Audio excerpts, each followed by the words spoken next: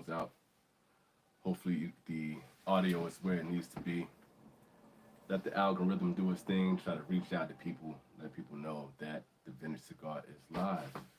It's EKB TV. It's a hump day. I think it's hump day for y'all. I think it's hump day back in the States. The end of the hump day. That's what I think it is. We're going to find out in a minute. I don't know. It might be something else going on. Things might be really too late. I don't know. I don't know how the algorithm works. But I wanted to sit back. I wanted to smoke my best. It's an absolutely gorgeous, gorgeous day here in Kyushu. And sometimes you need to just get a little bit of sun. You need a chance to kind of relax and chill. Shouts out to whoever hit the like button. Thanks for the love. You need time to kick back and smoke your best. Whoever's out there, go out and let everybody know that we're live. Time to kick it. Smoke a good cigar. Dave, what up, man? It is going to be the Dondurma. I just had a really bad experience with a cigar, so I wanted to get busy with something today that I know I'm going to love. The only thing that I'm worried about right now, though, to be honest, is my humidor has gotten a lot more humid now that the weather's changed here. And, you know, so when the moisture got back in the air, when the moisture just kind of happened all over, I made a few changes to the humidor, kind of packed it a little bit tighter, got a few more things in there. And I got a few more humidity packs. But, you know, a couple months ago, I couldn't get that thing up over 65% to save my life, man. And that wasn't really a bad thing. I just didn't want it to drop below that. But I had to put like 72%, you know, both of the packs in there to keep the temp up for the, you know, just barely eke over 65%. And most of the time it would stay at 64, 65. Oh, yours turning to bricks too? Yeah, that happened for me for a minute, man. Like I was struggling for a minute. Now all of a sudden, like everything is just like it's jumped up to like 69%, and that's cool. And I'm alright with that. But I ain't really been in the mood to be like dry boxing and the whole nine. Who was up in here? It look like we got other people talking up in the day. Hugo is up in here, man. What up, player? I'm chilling, man. I'm chilling. I'm about to kick back and have a cigar with y'all. That being said, man, I just hope my Dondurma is not too humidified, man. I really haven't been like, you know, I really don't even have time to like dry box and whatnot like that unless I'm really gonna plan out. I want to smoke this cigar and that cigar and this cigar and then set them in a box and then hope I got time to get back to them. Mike, what up, man? How y'all fellas doing, man? Thank y'all for joining with me. Sorry about that. I wanted to get this cigar lit up real quick.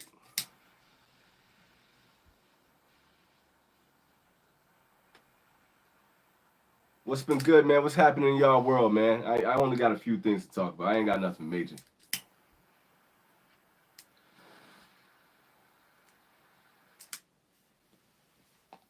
I'm watching the Pelicans get their ass kicked right now. That's the main thing that's happening. But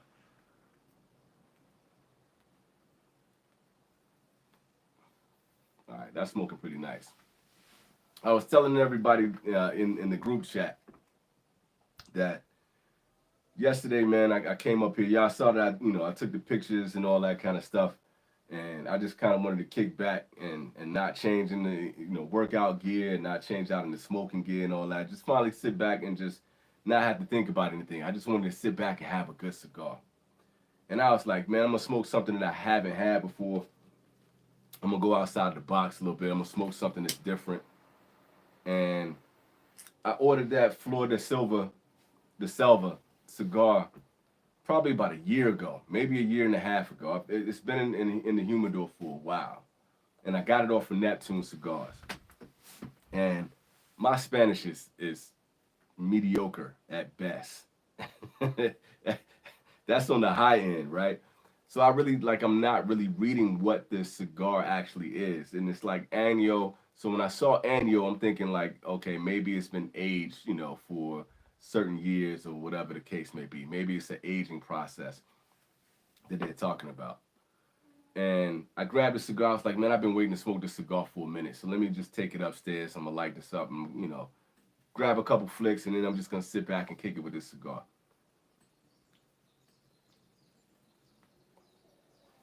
While I'm doing that, I go to Half Wheel just to kind of see what the makeup of the cigar is, and come to find out it's a Honduran Puro. So my shoulders kind of go down a little bit. I'm like, whatever, I've had some good Honduran cigars recently, so maybe this one will be okay. Maybe this one will be fine. No big deal. So as you normally do, you read through the article, you read through to kind of see what's going on with the cigar. Come to find out, this is a year of the something. This is a Zodiac cigar, but it's in Spanish. I'm like, yo, I can't escape these fucking Zodiac cigars.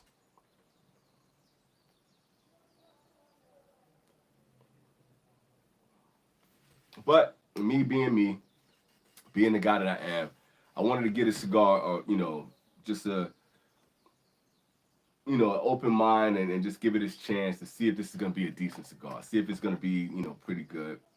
It's like maybe if I smoke this and keep an open mind, the Honduran to surprise me. Maybe not just that it's Honduran. Maybe the fact that it is a brand that I'm not familiar with. Maybe that's gonna surprise me. Maybe the fact that it's a Zodiac. Maybe one of these things is gonna be the surprise, and this cigar is actually gonna take it up another notch and be a cigar that I can really kick back and enjoy. The draw on this thing was horrendous, and it was just a one-note cigar. There was really no depth to this cigar at all. Have any of you guys had a Florida Silver? Have you tried any of their cigars? Anything from their line?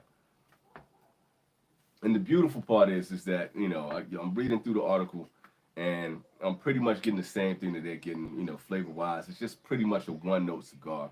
It's a little harsh, it's a little on the woody side and all that kind of stuff. It just was not what I was looking for in a cigar. I'm actually thinking it was going to be lighter, maybe sweeter. And then when I saw it was Honduran, like maybe it'll give me like some sweet, earthy notes or some, something like that. Didn't give me any of that.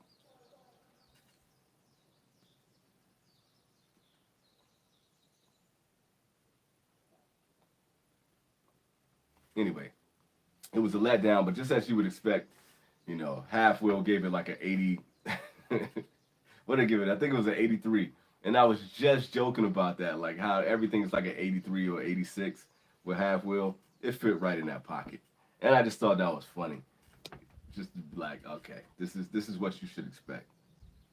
So the palate cleanser for today was the Dondurma. I'm kind of disappointed, man, that I sent in my picture of the Dondurma to Steve Saka. I don't know if you guys follow Steve Saka on Facebook. Apparently, Facebook is only for old people like me. I didn't know this was a thing. Yes, I did. I really did. But that's just kind of funny. That's why I was joking about TikTok. But I do like to follow Saka on Facebook. And Sanj is doing pretty good on Facebook too. And I just like to see that he really is putting his brand out there. He's really communicating with the base and the consumer base for Barton Tobacco and Trust. He's really transparent. He really goes in depth and talking about like how he feels about his cigars. So he was doing like the giveaway for Dondurma, and you had to put your pictures in to see if you were gonna be able to get whatever the giveaway was. So I didn't even read it in detail. I'm gonna be honest with you. I just wanted, like, if you were sending out some Dondurmas, I would love to get some Dondurmas, and that's all. And I just wanted to participate. So I put a picture up there thinking that my picture was going to be mad cool. I got, the Sagami Bay in the background. It was color corrected so it wasn't all faded. The Dondurma looking all crispy and beautiful, nice and oily cigar sitting up there. So I was like, yo, I got this one. They're going to show love for this.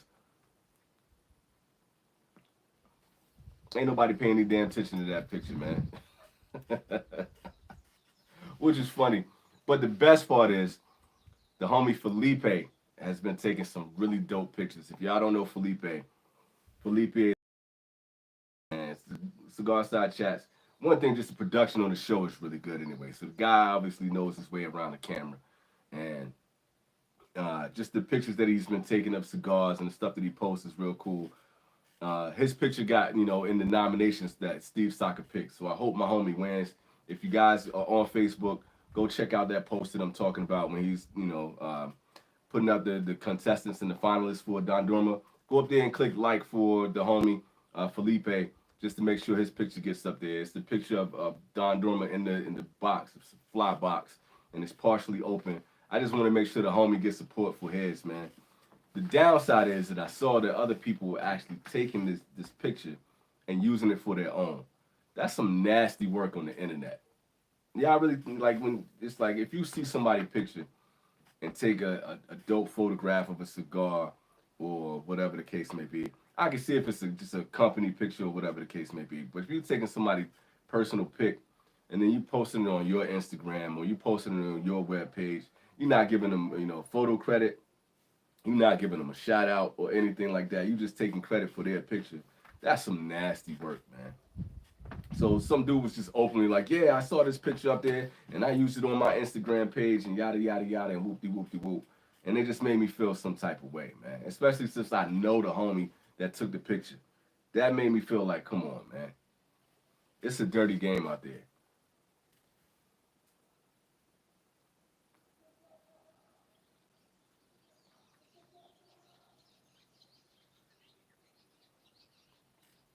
But I hope he get the love that he deserves for that, man. I hope they really show up.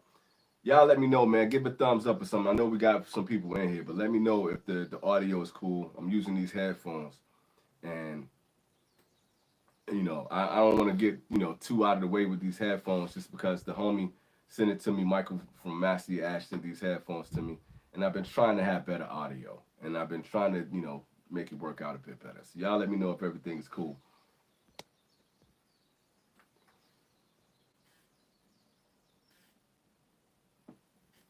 And the what mics? Digi mics? Digi mics. So I gotta like the mic that I got downstairs is cool, but it don't really work well with this. I got some shorts that I'm gonna do. I got some real cool shorts for y'all coming up. And I just wanna let you know, Mike, you're gonna be featured in one of my shorts, man. So, don't feel some type of way. I'll let you see it first before I put it out there.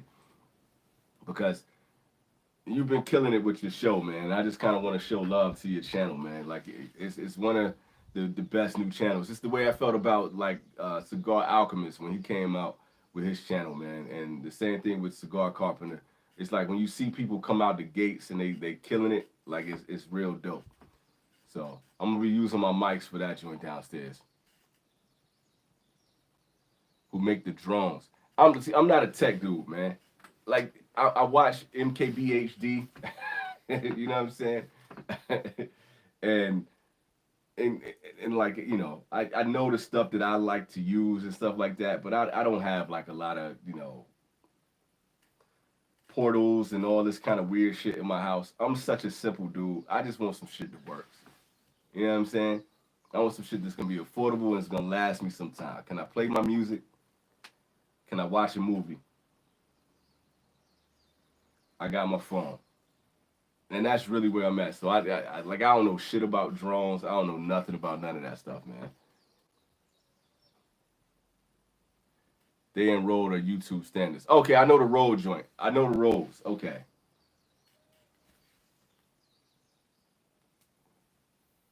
$249. That's like 2 pair of kicks, man. Yo, this Dondurma right now is fire, man. And the whole thing behind the Dondurma, man, it was a palate cleanser, yo. Cause I tell you that Florida Selva or whatever was absolute trash. The draw was trash. The burn was aight. The flavor was trash. So it's nice to get this little chocolatey creamsicle, man.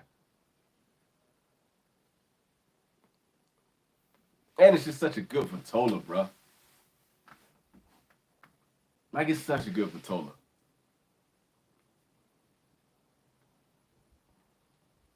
Like you feel good when you're smoking a cigar.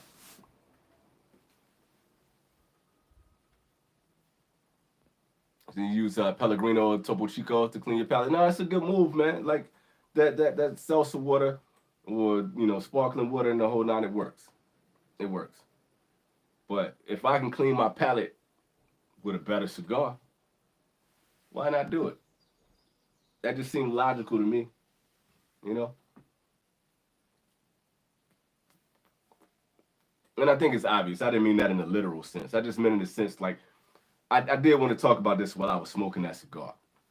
One of the worst things is like when you're trying to set the mood and you're trying to like, okay, man, I got some time for myself. I get to sit with a cigar. Nobody's gonna bother me. I ain't gotta study. I don't have to work on the car. I don't have to do anything in the house. I ain't gotta take out no trash. I ain't gotta work on a report. I ain't gotta do nothing. It's just me and this cigar. The weather's perfect. Let me go out here and do my thing. And then you grab a cigar, and the cigar that you pick when you could have got a Sanj Cameroon, or you could have got a Four Kicks, you could have got a Placencia Six Toe, you could have got a Dondurma, you could have got like a Accomplice de Sin, you could have got anything that you wanted, but you pick a fucking Florida Silver, and it's like the worst experience. And that's the only time you got. I ain't had time to go get down and get another cigar. I just had time for that cigar. And when you talk about a mood killer, man, that joint just like it take you out of everything, man. You just feel some type of way. That's a bad feeling, man. Let me see what Michael said. Don't you hate that? You sit down with something you've been looking forward to, and then it's absolutely trash. Go me, bro. Basura. How many other languages can I say trash in? And it's absolutely trash, yo. You said you had a banger sitting next to that turd. I had several, multiple. You should invest in a wireless mic. I have them, and I have added to my live quality. I got a wireless, bro, and that's the thing. Like because I used it the other day, and it was alright. It was alright, and I've been using it before. I've been using it before, so you'll see it when I do the lives. I got some more. I'll show you the joint.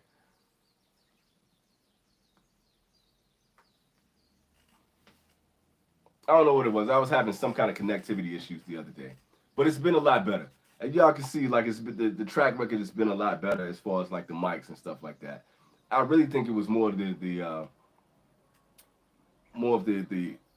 internet service here. So my wife told me the other day, she came home and she was talking about the internet. She was pissed about the internet. I'm like, yo, why are you so mad about the internet? Why are you dogging on the internet out here? And she was like, so one of my coworkers was telling me that she pays one nationals out here to do, all of her internet service. They translate and they do the whole nine for the internet service. And come to find out, but for the Gaijin, they give us a lower grade of internet so that the Japanese nationals can have better internet. So we on like a mid tier, and we're paying for like a premium tier. So I mean, you can't really be on that. You know what I'm saying? I get them. I get why they're doing that, but it's just like, yo, we should be able to have better internet service than what we got. But there's that. Okay, I got. He's Texas said I finally tried Gurkha today, and it tasted like manure with hay. Ew, brother. What is that, brother? You should have known better, bro. Spooky silver. I'm skipping right now. See, that's what I'm talking about. That has to be my internet. I don't think this is the headphones, because the headphones have been working perfectly. So my bad. It might as well be dial up, man. It might as well be dial up.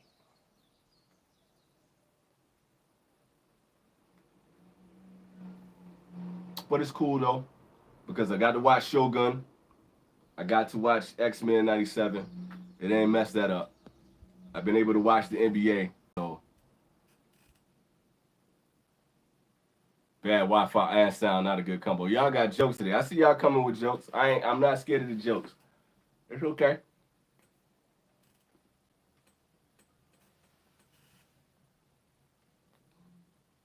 Hey, what happened, Texas, man? That Gurkha burnt you out, man? I didn't have Hulu. We just got Hulu recently, man. I was pirating that shit, yo. I was the engine. I was pirating my TV shows. But I just recently got Hulu. We got Hulu because my two favorite shows right now are on Hulu: The Bear and Shogun. So I was like, fuck it, let's just go ahead and get this right now. Anyway, And that was worth it, man. If y'all haven't seen Shogun yet, man, that's really the best show that's on TV right now. I smoked the Gurkha around Halloween. Oh goddamn, that was a while ago.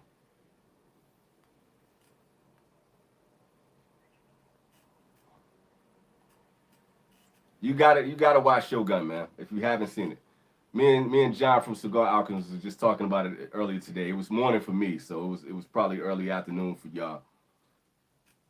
Well, late afternoon. So me and him was talking about that shit. I did a short on Crown Heads La Patisserie. What was your thoughts on the La Patisserie, man?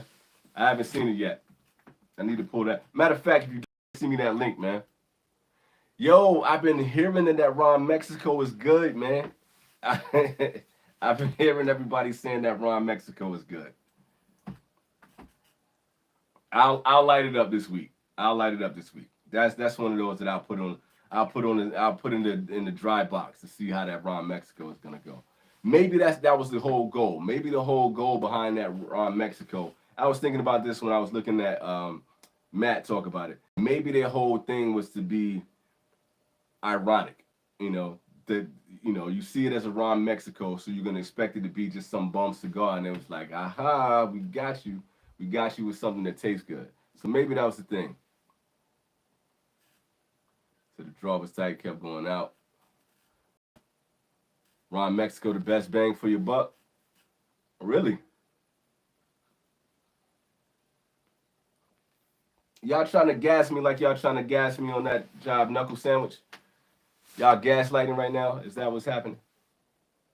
Pan, all right, my man. Thank you for joining in, man. I appreciate you. Has anyone had cigars from the Philippines or Hawaii? Not yet. Not yet. The homie Dave is up in here. Dave sent me, a cigar from the Philippines, and I've been looking at that for the past couple times that I've been going in the humidor, and I just haven't decided to smoke it yet. So, my curiosity is growing for that, though. I just kind of want to see. I like trying stuff from different regions, so I want to see what that's all about. And it's funny because I was debating between that and the Florida Selva that I had the other day. So we're gonna see. Good construction and draw on the Ron Mexico, like $1.50. That thing is $1.50. It's cheaper than what's that whack ass cigar? The factory smokes. It's cheaper than the factory smoke, and it smoked good like that, huh?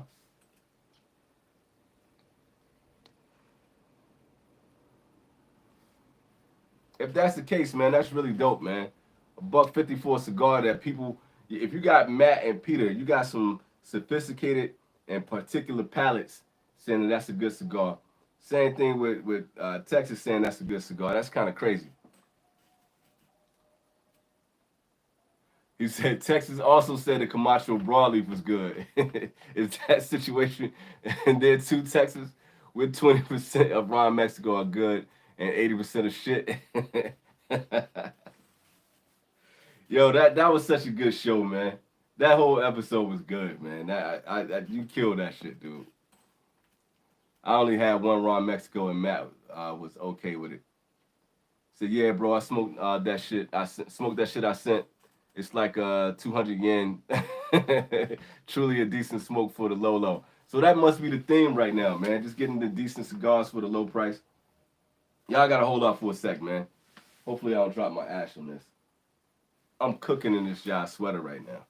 The weather like changed in about a minute, yo.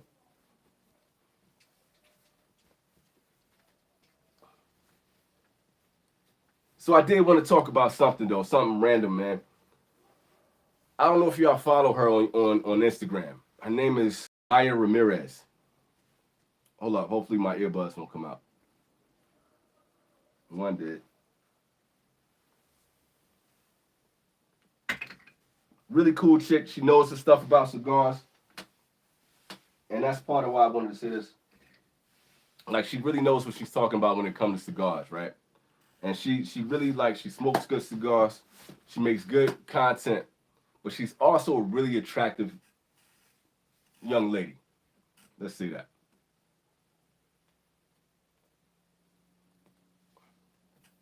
So I lost my ash. So there was a period when she was online, And she was doing the thirst trap, photos, and she was talking about how on another podcast it was a whole group of women that were doing a live, and they were, these women that are in the cigar industry, and they were talking about how they got, they get treated like, um, just like they get objectified. I think that's the best way that I want to say it. They get objectified based on their looks and based on how they present themselves, and they feel like they get kind of pushed into the corner because if they post a thirst trap, then that kind of takes away from their integrity as people, and it takes away from their integrity as women in the cigar industry. And I was listening to them on that live, and I thought it was, men will always objectify women. But here's the thing for me, though, and I'm glad you said that, because I really feel like there's, to a degree, there's nothing wrong with, objectification in a sense that if you see someone that you find attractive, and they know they're attractive, and they know how to present themselves, they know how to have sex appeal, they know how to have beauty standards and all of that, why can't you appreciate somebody that knows that they're beautiful and you're attracted to them in that even if it's just in a superficial sense, right? But I always feel like it's kind of weird to me that people can't think on a multi-layer and a more complex level. Like, this person could be absolutely gorgeous, right? She could be beautiful. She can post pictures with her cigars and stuff like that. But you can also see that they might be intelligent enough to understand the cigar industry and understand, the nuances of cigars. And they know how to pick good cigars. All right, Texas, be safe, man. So one thing about her, like her page, is she runs her own business, right? And she runs her own social media. She obviously has made connections with people in the cigar industry to get the cigars that she wants and the cigars that she wants to smoke, right?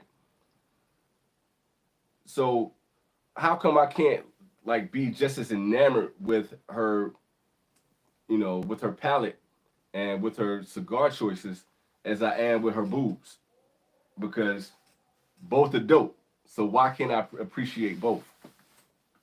And that's the part, like, and I don't understand, like, to me, I get more upset when you have women who are posting, pictures with cigars and the cigars aren't lit.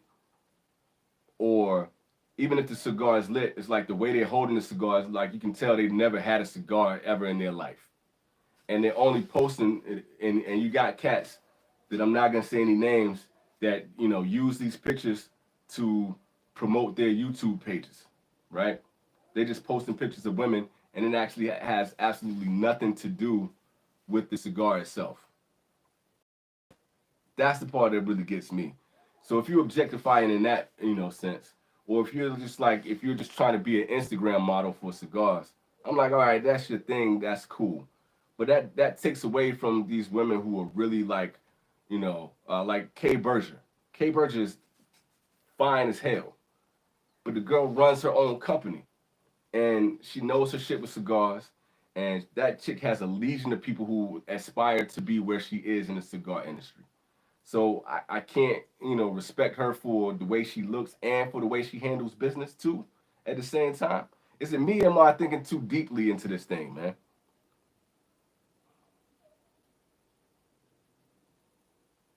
Yeah, we are definitely wired that way. Uh, my bad, you see, I'm trying to read what you're saying. I wanted to tell you your spot on how good JC Newman. You're spot on how good JC Newman is. I've been smoking them more and more, and they're phenomenal. The Brick House Classic is great, and the Pearl de Mar. Can't wait to try the El Baton, Cuesta Rey, and the American. And so you see, like what you're talking about right there, man. As far as with JC Newman, right?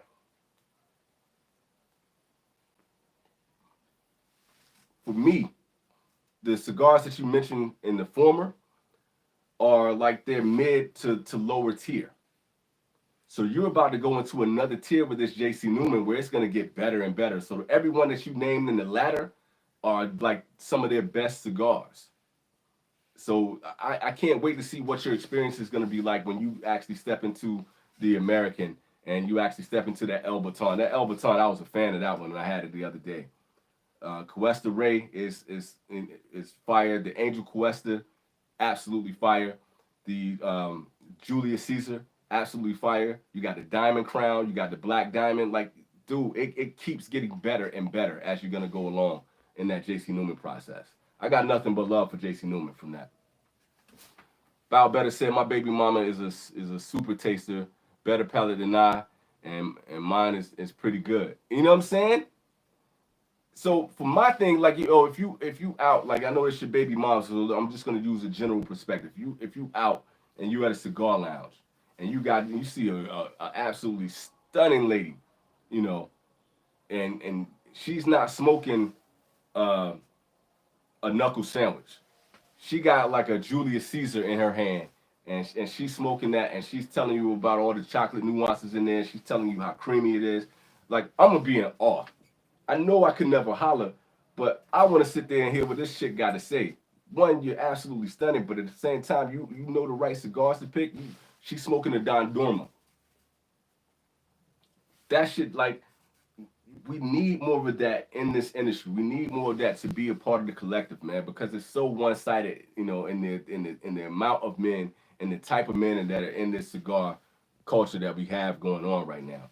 And I feel like there's a way that we can actually be more respectable to the women who are getting into this. And like, sometimes you go into a lounge and you go in there and the ladies go in to grab a cigar, and the first thing that they want to do is like give them like a Isla del Sol, or take them to like a Fat Bottom Betty or something like that. And I'm just like, yo, allow her palate to to grow. See if she will be interested in something else other than a fucking Java or a Cuba Cuba or some shit like that. Like, just because they're women, they don't have to just smoke fucking flavored cigars. You feel me?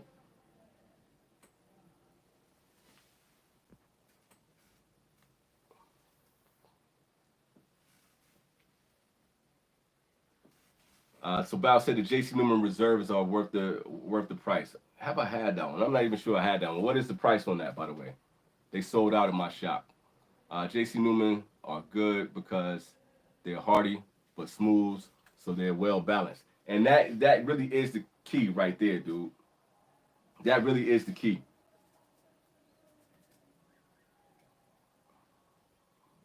When I think about it, now that you said that, that really is the glue that makes JC Newman so good. It's quality tobacco.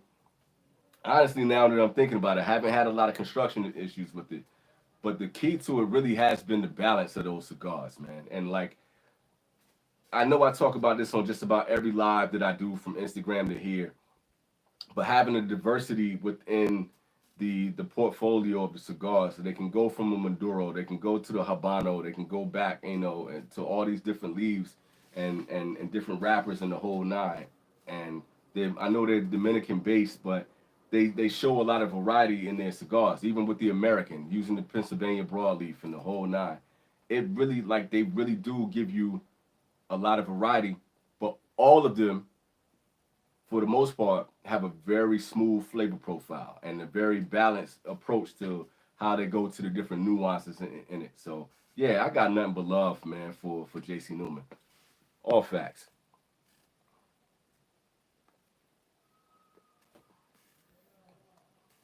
Moses said, how do you guys like the FSG? B&M is running a deal, trying to see if they are worth the grab. That's one of those, man, that's like, I never got a chance to have the original Florida Sun Grown. That's one that I've always wanted to try, just to kind of see what it was like. And around the time that aren't they discontinued? Didn't they discontinue that or something like that? Because you don't see them anymore, and they're really hard to get. So the Florida Sun Grown that I've been talking about the most is the 20 acre farm. So I do want to go back to the OG to see if that's really good. My thing is, if you got a chance to get that at your B&M, go down there and get it right now before they're gone. So see what they really are talking about with that. See if you can actually grab a couple. And from what I can remember is when they were at their height, there was people that either loved them or completely hated them. But I've always thought that they were pretty, got a pretty good rap from the people that I could respect. Let's see. Mike said I'll be smoking some lighter cigars and have my wife take a puff. If it's not a bowl cigar, she goes, "That's weak. Yuck. Why are you smoking that?" She's probably me in the bowl in Nicaragua. That's what I'm talking about, Mike. Like you, you can't you can't base it just on some like yo this chick need to be smoking Connecticut. Your wife just basically called you a pussy to your face, which is fucking hilarious. Within its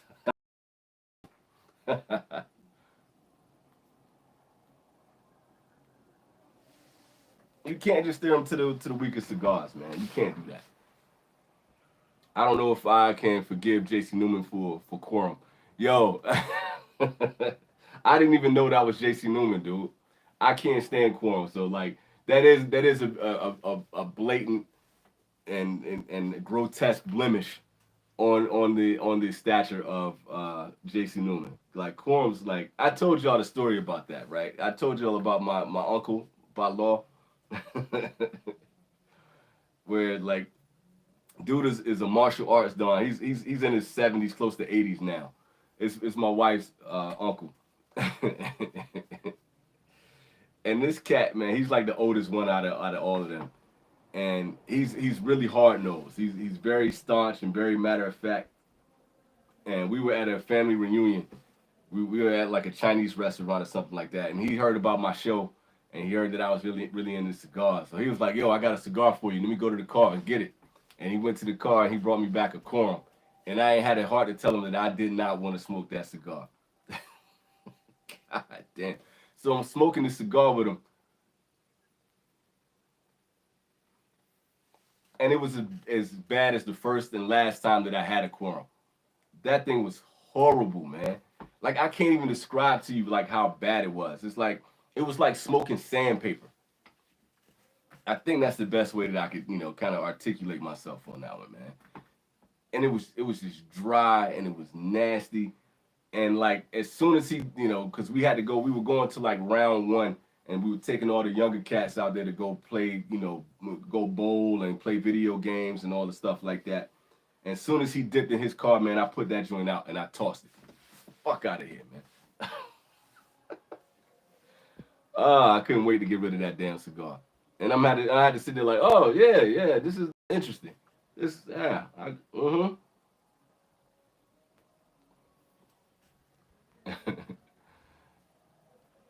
me see. I want to make sure I ain't miss anything.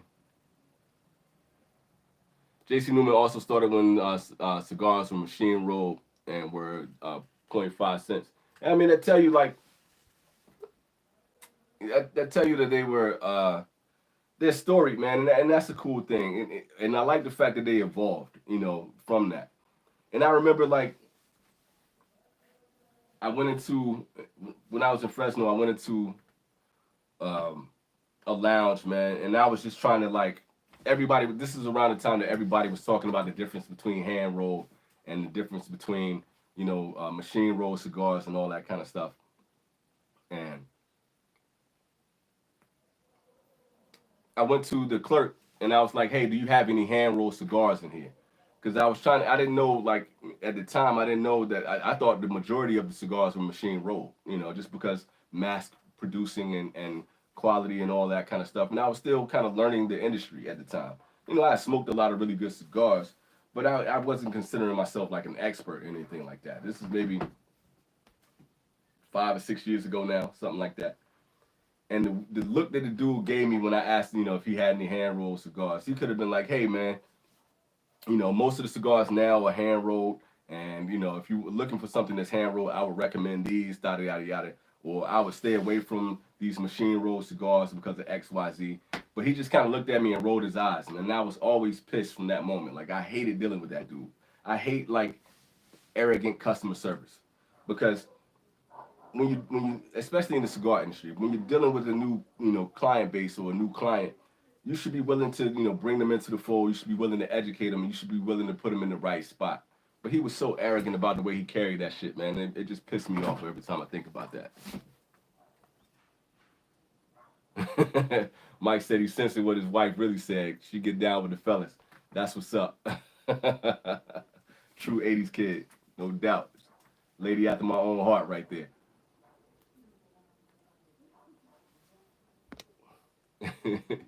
My man said if quorum was still 5 cents, there'll be 50 cents too much. You're describing my quorum experience. I hate quorums, man. That might be the worst cigar for me, like all the time. It might be up there for the worst all the time. Big facts.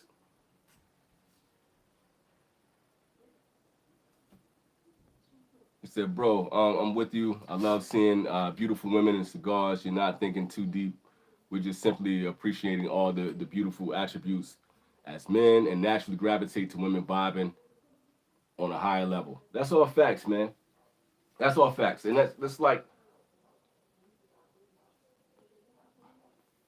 on Instagram, I follow a lot of women that are in the cigar industry, and I try to go into their lives. I try to when they're kicking it on the lives, or they're smoking cigars, when they're smoking thirst traps, or they're just at PCA.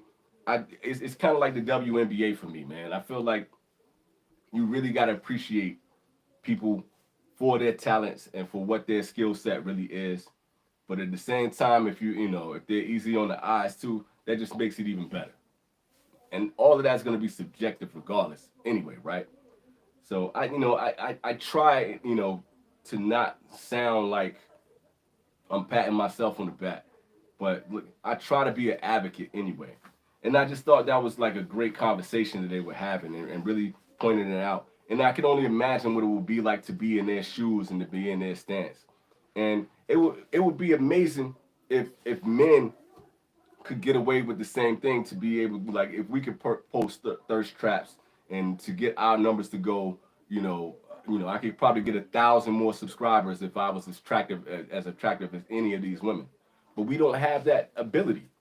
Most of us ain't that pretty. You know what I'm saying? So my thing is, if you got it, flaunt it. You know, and smoke your best cigars while you're doing it at the same time. It ain't nothing wrong with any of that.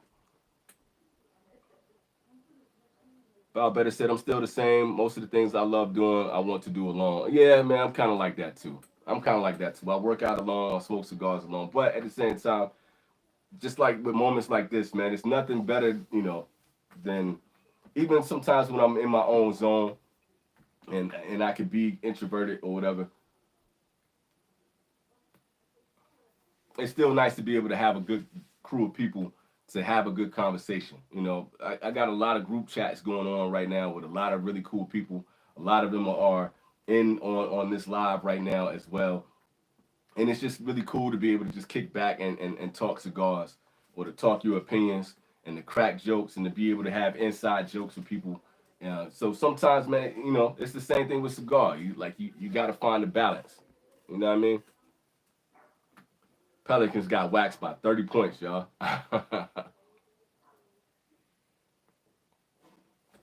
Mathis is up in here. What? I didn't even see Mathis comment. That's what's up. What up, Mathis?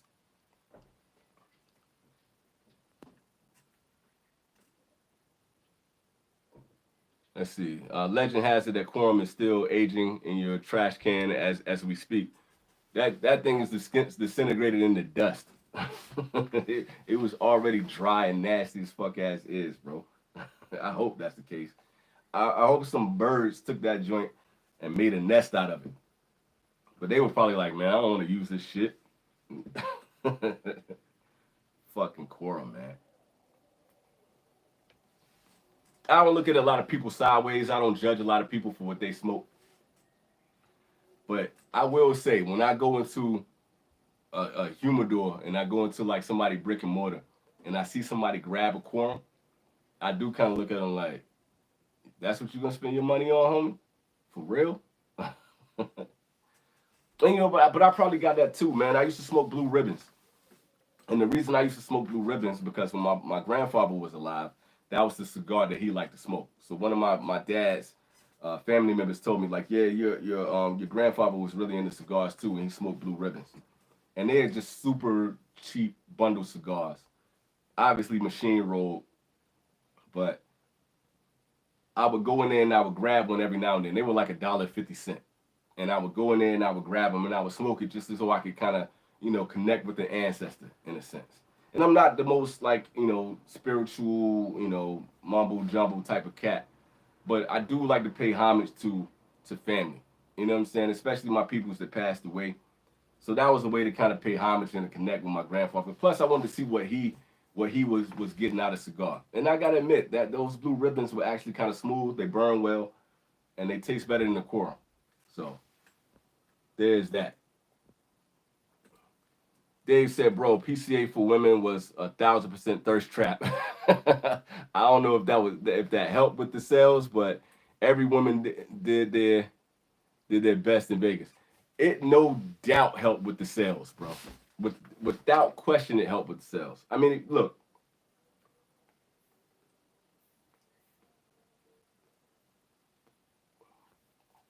you can go to some of your favorite brands that are out there, and I would guarantee you, they would, you would see some of the same women that are on Instagram selling their cigars and selling it with their looks.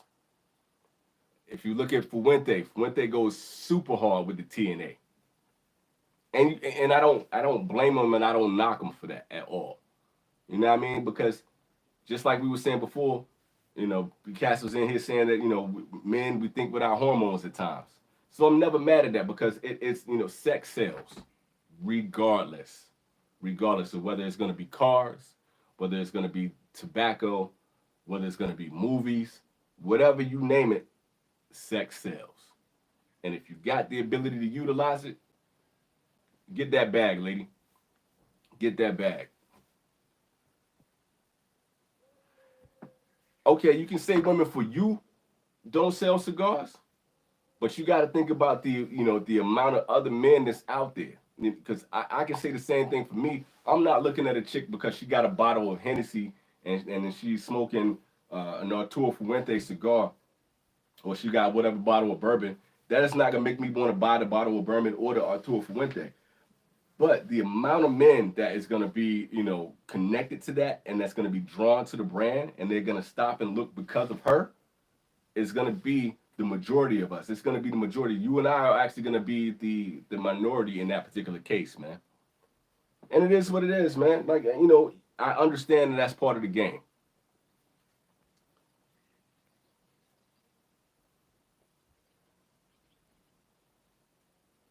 It's a lot of people that are enticed by the luxury too. I'm kind of glad you brought that up. It's funny because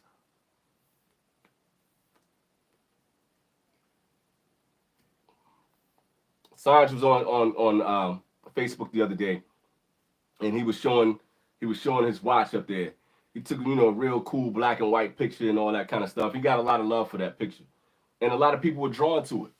I couldn't tell you what kind of watch that was. It looked like a regular watch to me. I bet that watch cost more than my car that I got downstairs.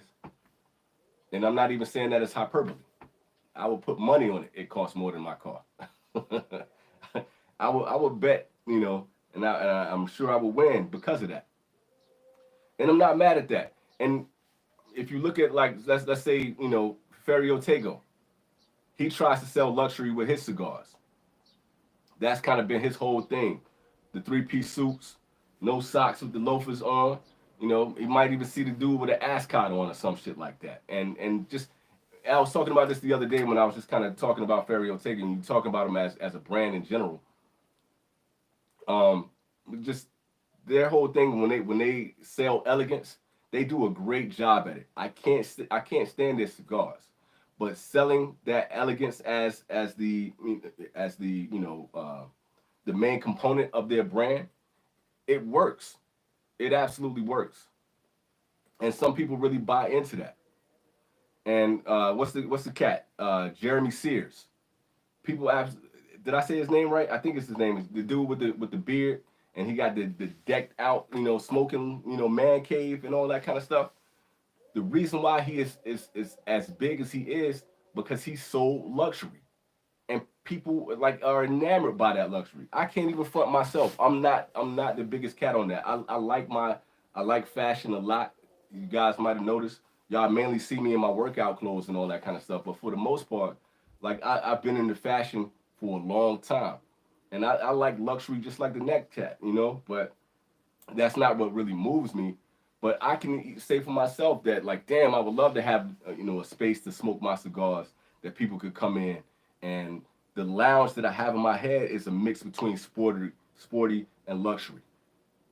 And who doesn't want to sit on a really dope, leather chair and have a huge, big screen TV with dope speakers and a bar and, hardwood floors to be able to kick back and lounge and smoke your best cigars. Who wouldn't want to be enticed with that and to have that environment to sit back and chill and really enjoy that environment? So a lot of people are gonna live vicariously through somebody like Jeremy Sears, man. Like, and I understand it. So luxury is just as much, and I could imagine that most people will want to be able to sit back and smoke cigars in a lounge like that with a beautiful woman as well. You got the dope music going. That's what this whole thing with cigars about anyway. It's about that experience and that chance to just relax and be able to enjoy your environment. For me right now, being able to sit in the sun right now and just enjoy this beautiful weather in Japan, y'all know like my old spot on the rooftop, for me that was luxury. And I was using that to sell the vintage cigar when I first started. I wanted people to enjoy that same environment that I had with Mount Fuji over the back of my shoulder and a view of the bay. You know what I'm saying? That to me was like, that was my oasis.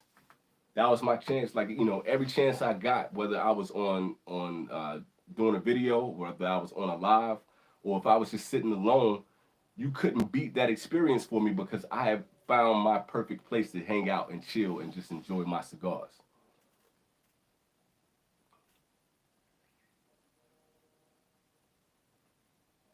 Okay, Bao said he would watch got two more affordable watches. But see, I think for when you think about it, a lot of us are collectors. Like when I was talking with Peter the other day, and he was talking about the Legends brand that came out from Fuente and Padron, and he was talking about how many people were buying up $150+ cigars, and you got to buy them in pairs. So these cats are spending all damn near. There was like 175, not damn near, because I remember it was damn near $400 for two cigars, and he was saying that the box that these cigars come in was a collector's item within itself. Now, the amount of people, he was saying by the end of the day, those cigars are probably going to be gone, right? And he was just saying how beautiful the box was within itself. I think all of us have something in us that wants to have those collectibles. We want to collect watches. We want to collect Air Jordans.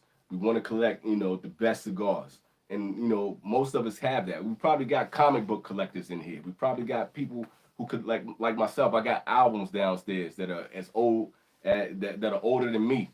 We all kind of have that to us, and cigars kind of provide us that connection and that connection to luxury. So I think we're all kind of drawn to that too. Oh, that's a mean connection. You worked at the Dunhill joint. That's what's up. He said I was a servant. Hey, yo, Mike, stay up, man. Get that rest, bro. I appreciate you joining in, man. I know it's late for y'all. Said, I think I should expand to food reviews. I thought about doing that, man. I thought about it. I know I don't have enough time to actually put in the effort. If you go to my other channel, while I'm in Japan, I got a couple food reviews on that where I reviewed some food that I kind of came across in Japan. I reviewed fugu, the poisonous fish, the blowfish. I did a review for that.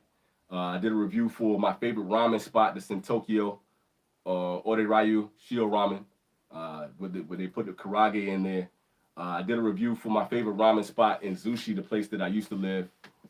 And I got a couple more food reviews up there. I kind of go through some of the convenience stores and the convenies, and I review some of that stuff. I love food just as much as I love cigars, so that's a part of that. But the amount of work and effort that goes into making food reviews to make it like presentable enough that people are gonna be really intrigued by it, it takes so much time and effort. And I just like with the stuff that I got going on right now, I don't have time to do it. And I would love to spend more time on it.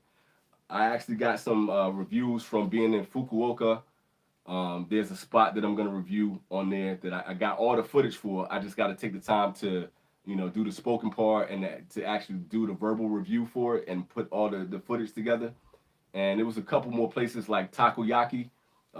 If y'all are not familiar with takoyaki, it's the octopus balls that they sell in Osaka and Kyoto and all that kind of stuff. So I got some stuff that's gonna come out for that.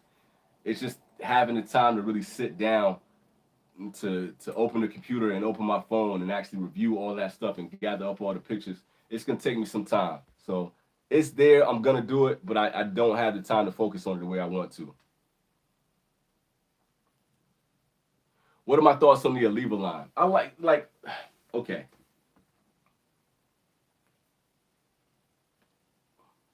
That's kind of complex for me because there's some Olivas that I really enjoy. The Master Blend, I enjoyed that. The Oliva Melanio is probably one of my favorite daily drivers type cigars, where it's really affordable, really balanced, really flavorful.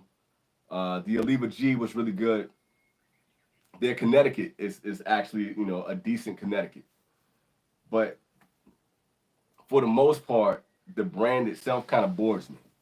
So it's not a lot of them that I could just rattle off the top of my head, other than the ones that I just mentioned to you, that I really like, really, really enjoy. But I don't think it's anything wrong with Oliva. I think they're cool. I think it's a cool cigar brand. I think it's, and a lot of the times you can go out and you can find really good deals on Olivas, and you can get some really good smokes to put in your humidor and have as some nice, daily drivers and stuff like that. But, aside from Melanio, that's the only one that I'm absolutely like in love with that I gotta have. For the rest of the brand, there's nothing in there that really like, jumps out at me. And you guys could probably throw up some more Olivas that, to see, because I might have missed something. But, you got the O and the G and the standard V and all that kind of stuff. And they're cool. But they don't blow my socks off. The only one that has ever blown me away was the Melanio, and the Master Blend was really, really good. But it's kind of weird because I don't want to like sound like I'm down in the brand, like I dislike them or I think they're trash. I don't think that's the case at all. But it's very rare that I'm like going into Neptune or going into a brick and mortar and be like, yo, I want to get this Oliva today. That's very rare. It's very rare that I go into my humidor and I see an Oliva cigar and I'm like, okay, this is the cigar that I want to smoke today. When it's multiple other brands that I'm gonna pick up before I pick up an Oliva, aside from the Melanio.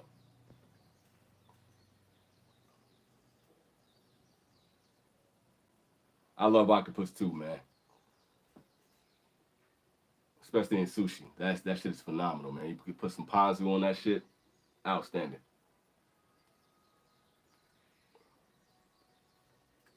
Uh, let's see. Oliva does have a wide range, man, but I feel like it gets condensed to me into only a few cigars. Like nothing within that in their portfolio really like stands out to me. I'm not a big conic guy, but I love the Oliva conics. Yeah, see, I agree. They're good. They're good. It's just I I just feel like there are other, even with the Connecticut's, I just feel like it's other Connecticut's that I would gravitate to before I would actually go to the Oliva Connecticut. Now, don't get me wrong. Like if I'm at a spot and let's say my father-in-law in that moment, if he had pulled out an Oliva Connecticut instead, I would have been hyped. I would have been like trying to slow the party down, and I would have been trying to sit there and kick it and actually smoke the cigar with him instead of trying to get out of smoking the cigar. And that's the way I look at it. Like I appreciate Oliva, and I definitely appreciate their Connecticut. It's just not a go-to for me. The G is a chocolate bomb. MB is Master Blend is a palette banger. Melanio is a so fucking good. Yeah, and that's kind of how I feel about it too. And of course, like just all the way around. And I was smoking that G before I even knew it was Connecticut. Like I almost did a review on it like years ago when I was still living in Zushi. I almost did a review on that one just because I was sitting outside. I was like, yo, I like this Oliva G, man. And that's before I was really into like how much I love Cameroon. Uh, do you think you are smoking this cigar too quickly? No, I smoke fast in general, bro. Shout out to Cigar Collective, man, because both of us smoke fast. And I only have a little bit of time to kick it with y'all, and if I got a backup, bam, I got another cigar. So we chilling. We chilling. We got time.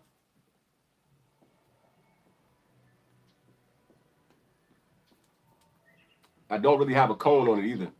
So, there's no Florida Lance on it, so I'm not smoking it too fast. Plus, man, it's a Dondurma, man. It's delicious. It's hard not to keep going back to it. You see, it said definitely getting into food and cigars as well. Really been learning to work on my own cars, repairing about two, preparing to do the engine swaps. Damn, so you going hard if you swapping out the engines, yo. You're not playing around. Like I appreciate cars, and I learned how to do basic stuff, man. I can change my spark plugs. I can change like my brakes. I can change my own tires. I can change my oil. I can do the enough this. I can change like windshield wipers and shit like that enough to keep the car rolling. But I don't ever see myself to be the type of cat that's gonna be changing out engines and whatnot. But I was walking on the military base today, and this dude had a snow white Lamborghini with red and black interior today. I'm not even a car guy, and I had to stop and just kind of admire that car a little bit. And I've never been one for like Porsches and Lamborghinis and all the stuff in the 80s that was like super hype that people still love right now. But I had to stop to appreciate that car, man. And the fact that he got it out here in Japan and just driving around a military base is crazy to me. And you see some really fly ass cars out here too. It's a lot of G Wagons, it's a lot of Maseratis.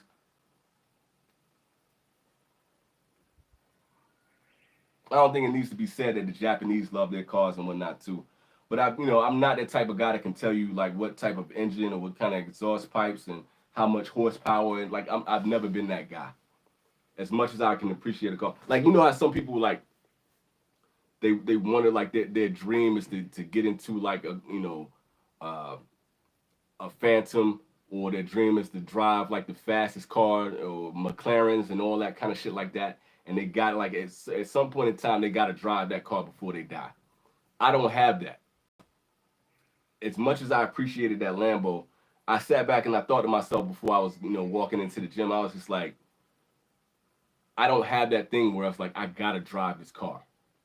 If it came up and somebody was there, it was like, yo, you need to drive this car, and I got the opportunity, I would do it. But I'm not the type of cat that's like, yo, I gotta see how fast this car can go.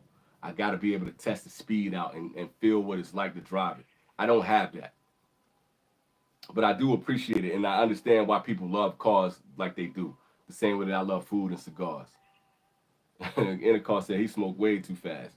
At least I'm not alone. Val said he's a Porsche guy. I also like Hondas and Toyotas. But see, that's my thing. I'm a Honda and Toyota guy. Like when I was growing up, my mom, the only thing she drove was Hondas. And my mom is not a car person either, but she was the type of, to take care of everything that she got. She took care of it like it was absolute gold. And a lot of those Hondas that she had lasted for forever. You know what I'm saying? Until she decided she wanted to trade them in. She could trade them in and get a decent amount of money back because the quality was well. You say your mom is a cigar person? My mom cannot stand that I smoke cigars. She hates it. Same thing with my wife. My wife can't stand it either. But, I got what do you call that, an Oedipus complex? I married my mom, man. And that was something I said I would never do. But when my mom met my wife, man, she fell in love with her because they were the same person. It's crazy. And, I did not intend for that shit to happen. It just happened. It is what it is. But I said I'm not a vehicle person either unless it's a rocket. I ain't that dude, man. I'm one of those weird cats that like, yo, I would take a minivan. Why? Because it's functional. I'm very practical about everything that I do. And being that I'm at the stage of my life where I am right now, we traveling around Japan. I would rather have a dope ass minivan or a fucking RV where I could pack the family in and we could just dip across Japan. That's the shit that entices me. You know, if I'm in the joint, I can, I can park somewhere and I can kick back. I can put a movie on. I can recline the chair back. And if I wanted to, if it was just mine, I could sit back and smoke a cigar in my minivan. I'm weird like that, and I know that, and I get clowned for that shit. But it is what it is. So his mom and dad drove American. You know, I ain't never really have a good experience with the Fords and the Chevrolets growing up, but I can't knock the hustle. Trying to support. Said, brother, I'm a bit behind you. I'm in Texas and I'm heading out to look forward to hanging out next time. I'll probably be back on the weekend, man. So come back through when you get a chance, man. Thank you for hanging with me. I appreciate all of y'all. And I appreciate all of y'all for hitting that like button too, man. Appreciate the love. That I walk and skateboard.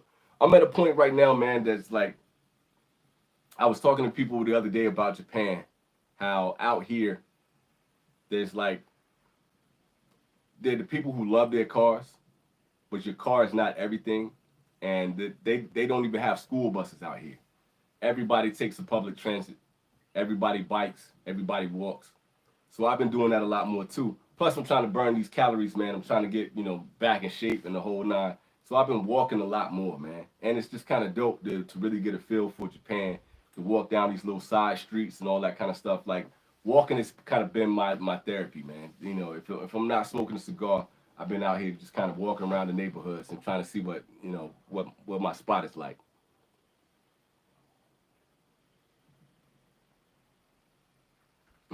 My man said, Moses said, the way the car market is right now, if it rolls, it's gold. That's all facts, bro. Yo, for real, my little car, man, I got like a little Mitsubishi Pajero Mini. And the other popular car that's out here is the, I think it's Suzuki, the Jimny. I think that's what it's called, a Jimny. Everybody got those things around here, man.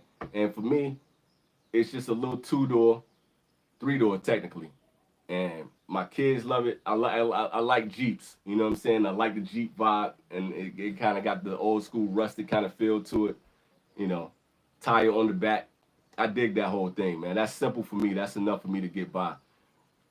Honestly, I want an electric car right now, but that infrastructure ain't never gonna be built up in a way that you can really appreciate it.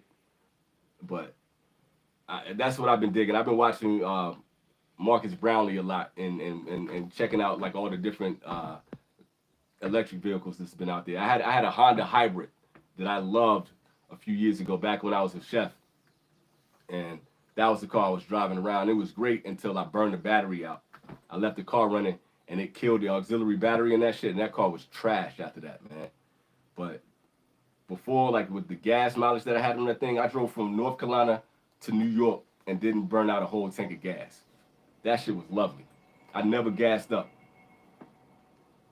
Yeah, the culture out here is love, John. It's really dope, man. There's some odd things to it because I was talking to John Cigar Alchemist about Shogun, and I was talking to people about the Hone and the Tatame culture, where people kind of hide themselves. But all in all, man, like when I think about it, my neighbors are great. The people that I work with on a daily basis. I've been teaching English and to high schoolers and the kindergartners, and the teachers, and everybody's just been great, man. And I went to this school the other day that was like behind this old cemetery, and the school itself looked like a temple. And the schools are completely different than they are in America. There's no AC units and all that kind of stuff, and it's very simplistic. They have the hand washing stations in the hallway, and when you go in, you got to take off your shoes and all that. I just love being a part of the culture, man, and I love being in a culture that's completely different from the way I grew up in the United States, man. So it is pretty love. Dave said he had a Pajero too. That's what's up, man. I love how people hook them up.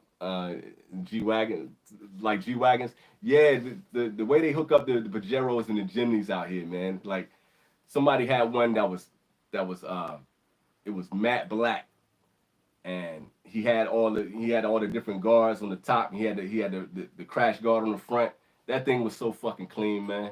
I was so jealous. And somebody was selling one that was similar, man. I was looking at my wife. I was like, "Yo, we gotta get this." And she was like, "Yo, you already got a car. Relax. There's nothing wrong with your car. Your car is fine." I wanted that Jimny so bad. I wanted because that shit looked like a fucking. Sometimes they look like Hummers. Sometimes they look like little mini G wagons, man. I get hyped too, Dave. I get hyped about that too.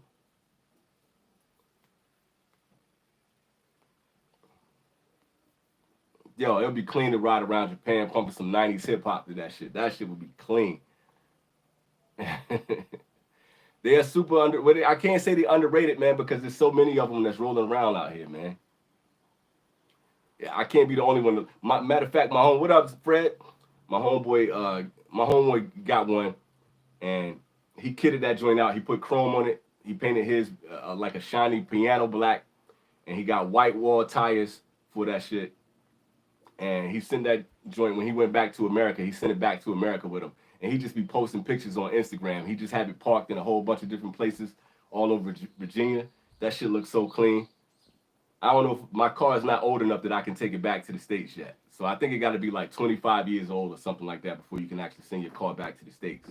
Correct me if I'm wrong on that one, Dave. It's funny, man, because like I knew this girl out here about, and her husband had a whole man cave, and his whole man cave was dedicated to Western culture. So he had a jukebox in there. He got a whole bunch of old, American records. He had like the neon lights set up in there. He had like all of his. It was a whole bunch of like American toys, like Masters of the Universe and all this kind of stuff. His room was like mad clean, dude. The way he set it up, and it was just kind of fascinating to me because we always have people who, you know, buy Chinese or African or Japanese stuff in the Americas, and they might set up a room that might be like samurai influence or whatever the case may be. So it's kind of weird to be on the other side of that, to see somebody looking at American culture and Western culture and doing it the same way. He had like a lot of American food box excuse me, food boxes and stuff set up in his room. So it was kind of weird to be on the other side of that, to see how much he appreciated Western culture. Because to us, it's like it's everyday stuff. We only appreciate like how dope it is. He said it is 25 years, so I was right. My car ain't there. I think it's a 2007 or 8. So I don't know. I'm gonna be here for maybe 3 to 5 more years. So who knows? We'll see what happens. I don't think it's gonna last that long though. I don't think I'll be able to keep this one long enough to take it back to the States.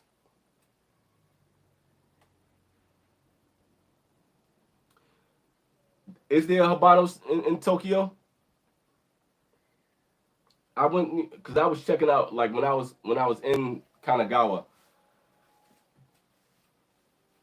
I was going to a whole bunch of different because I know they got the Davidoff Genevieve spot out there, and um, another cigar chain that they had was Le Connoisseur, and a lot of the other spots was like the little small mom and pop spots that I would go to check out cigars like Carpe Diem and Bar Cigar.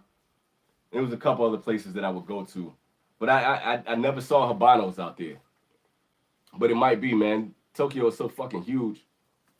So I don't know. Maybe Dave can kind of correct us and let us know if that's out there, because I'm not really sure. Yo, the Fred, the Dondurma is everything that we say it is, bro. It's everything that we say it is.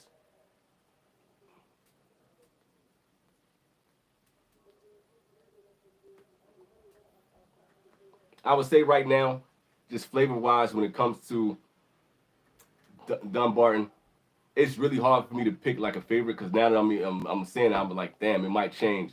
But flavor wise, the Don Dorma might be the most flavorful, and that Paul Petter that I was telling you about the other day is outstanding. But I also love Sin Compromiso too, and Mi Carita. So it's really hard to say, but Don Dorma can compete with any of those that I just mentioned. to be in the top of the Dondurma portfolio. Not Dondurma, but Don Barton portfolio.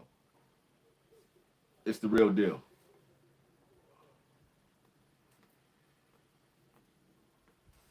All right, time to light up the chinchale. I'm kind of pissed because I ain't bring my drink up here, man. I wish I had something to drink. It's hot as a bitch up here.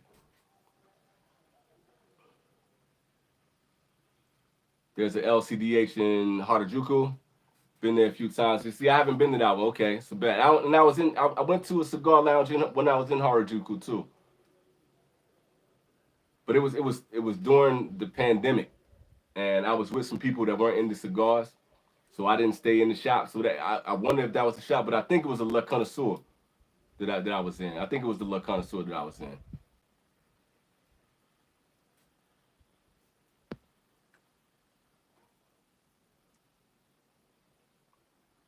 Yeah, I just knocked that one out, man. I'm gonna light up this next one before I get up out of here.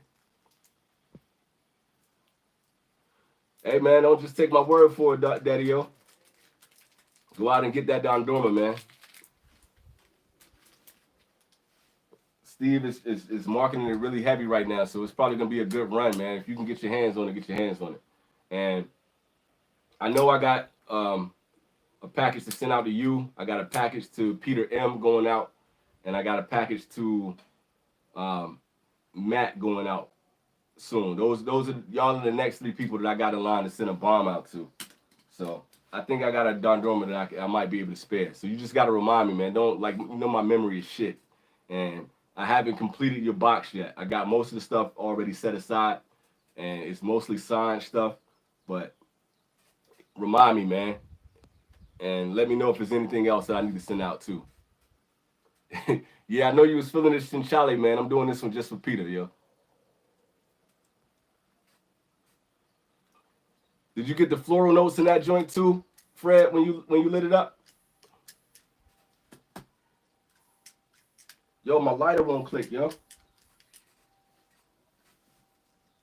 The fuck, man?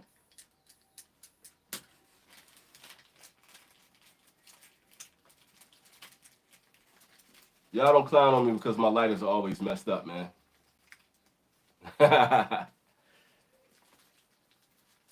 Let me see what I got, man. I'll put you on the list too, man. It might take me a minute to get it out there, but I don't mind sending out bombs, man. It just takes me a little bit of time to do it. You hear how that sound? This one won't do it. I think my spring broke. God dang.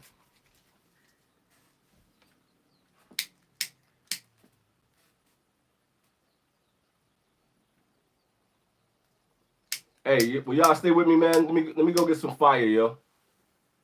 Let me go get some fire and a drink. Stay right with me. Talk amongst yourselves. He said I got floral sweetness too. It went crazy. I literally always carry 3 lighters with me at all times. Yo, look, I got 3, and you saw this shit was working just fine when I lit up that fucking Dondurma, man. Stay with me, yo. Y'all don't bounce, man. God damn.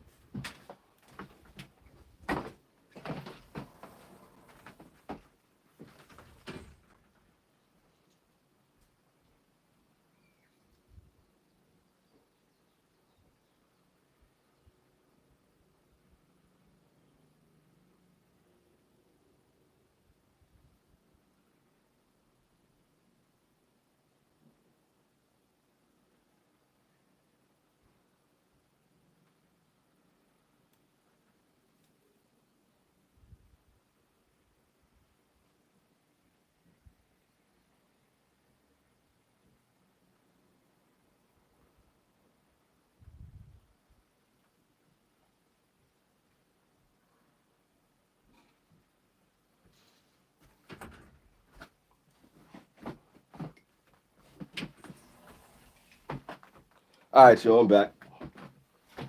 All right.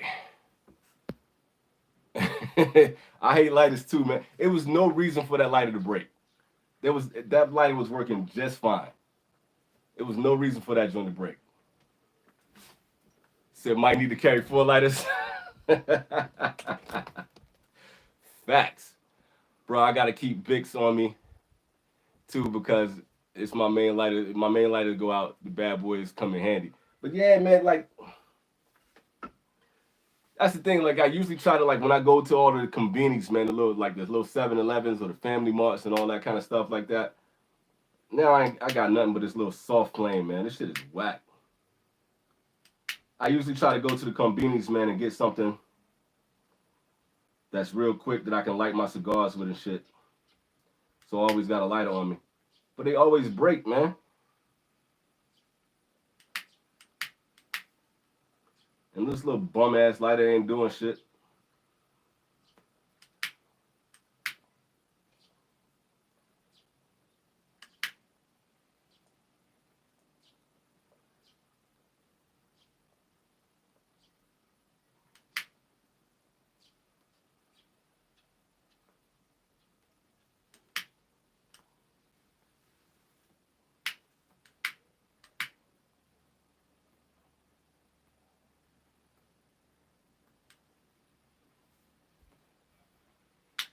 We almost lit, yo.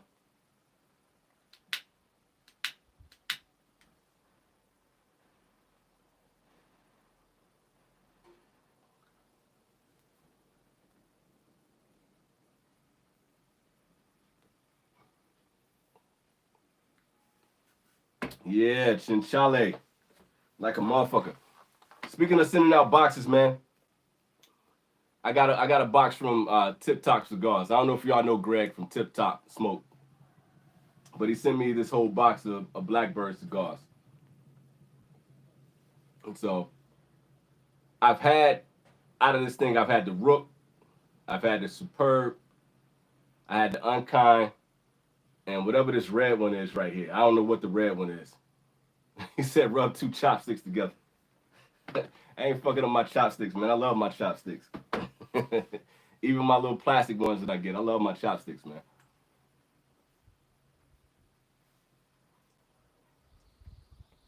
That was a nice shout out from Greg, man. But the thing is like I'm not a big fan of Blackbird cigars, but I'm glad he sent them out to me so that way I can, I can smoke them again and see if I can find at least one of these cigars that I like. Try the Crow. Is the Crow, that's the light blue joint? So the light blue one right here is the Finch. Not this one. That's the Finch. And then you got the blue joint, that's the Rook. And I think this one might be the Crow. Intercall said he loves Blackbird. I can't get into him, man. I've been trying these joints for a minute. And like none of them like work for me. But it's cool that he sent out some. He was like, I told him straight up too. I was like, yo, I'm not the biggest fan of Blackbird, man. Like you watch the channel. That's the thing about their packaging and their marketing is phenomenal. And that's why I wanted to kind of show love to it, man. That's why like I wanted to bring it up here for the live so y'all can see this. Because even with this, like the packaging all the way around is dope. And I think he does a great job. And just the fact that he, was able to connect his love for bird watching and all that kind of stuff and put it in his cigars. I love everything he's doing. And I say this all the time. I love everything that he's doing as far as like his passion for the cigars and the way he put everything together. Peter M, what up, man? I was just talking about you. But it's just like when I smoke the cigars, like I never get anything from it. Like they don't, like I haven't had one yet. I just had a Superb the other day. I probably still got the band up here somewhere. Matter of fact, it's right over there. And I smoked it the other day, and I didn't taste anything. Yeah, Fred, we talked about the vents, man, and the Fast Eddie, man. Like I never had the Fast Eddie, but that vents was phenomenal, like outstandingly good. And like you gotta be honest, man. You gotta be honest.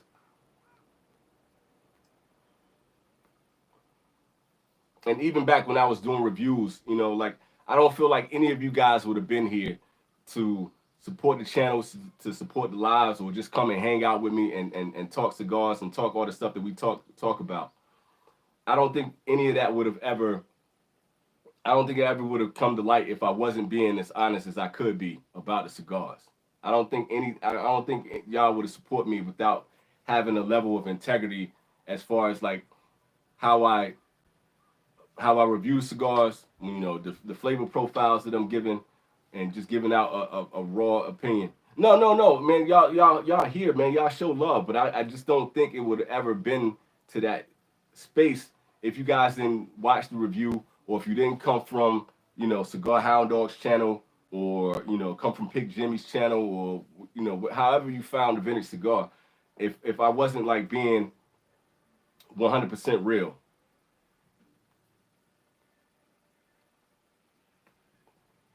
And I gotta give it to Greg, man. Greg was just like, look, man, I understand how you feel, but like, just try these cigars again.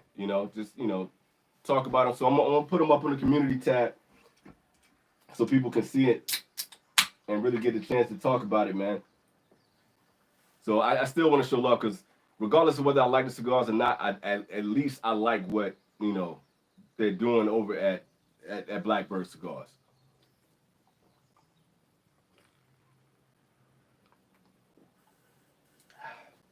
God damn, that's the best Fresca I've ever had in my life. Whew. That was the reason why my cigar went out, my lighter went out right there, so I could go back and get that Fresca. That shit is fucking amazing. Hey, send me a link to your channel, man, because I don't think I got it. I might have it on my main page, but I don't think I got it on the Vintage Cigar. So, all right, and of course, thank you for showing love, man. Appreciate you, homie. I know it's late.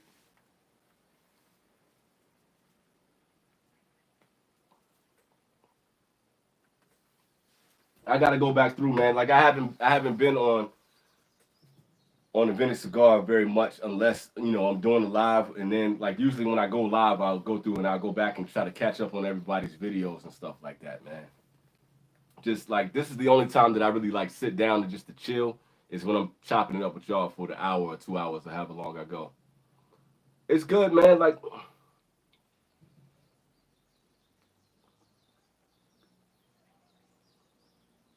mainly what I'm getting right now is just the floral sweetness that Fred was just talking about. But honestly, the Dondurma is kind of taking over. So I'm kind of hoping that this Fresca is going to kind of clear the palate a little bit. God damn, that's amazing. And that's the thing. I've been trying to like, I got a couple more shorts that I want to do. I did a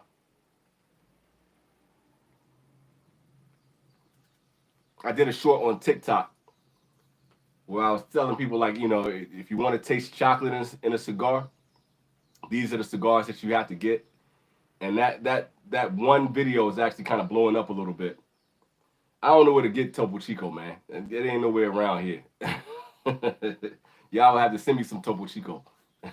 I need to holler at Martina Maya so I can get some Topo Chico. But that Dondurma's kind of took over a little bit. But now that I'm sitting with it, it's coming back. I don't know what Peter from Cigar Alchemist is talking about. This is an amazing cigar. It really is beautiful, man. And I'm getting a nice cream to it too. But what I was saying is that I want to do another quick short where I talk about floral cigars, because I think it's a slept on flavor component for cigars, man. You got like the RSG, you got the Southern Draw, Desert Rose, and I got to see if I got any of those still down there in the humidor, so I can actually show them on the live and get people to talk about it, because I think it's such an underrated flavor note. But I think we were talking the other day about cigars, and like when some people get that minerality that is so abrasive to their palate that they can't do it the same way with certain people, they can't take the pepper. I think it's certain people with, like, when you get a vegetal note or you get a floral profile, that it throws people off and they don't really like having that in there, and it kind of takes them out of the smoking experience. And I think a lot of people are still kind of like really focused on getting coffee and getting those dark tobacco notes, getting nuts and getting a little bit of pepper in that profile. I think a lot of people have kind of leaned more towards like that kind of, Maduro or Nicaragua profile, and that's what people kind of gravitating to.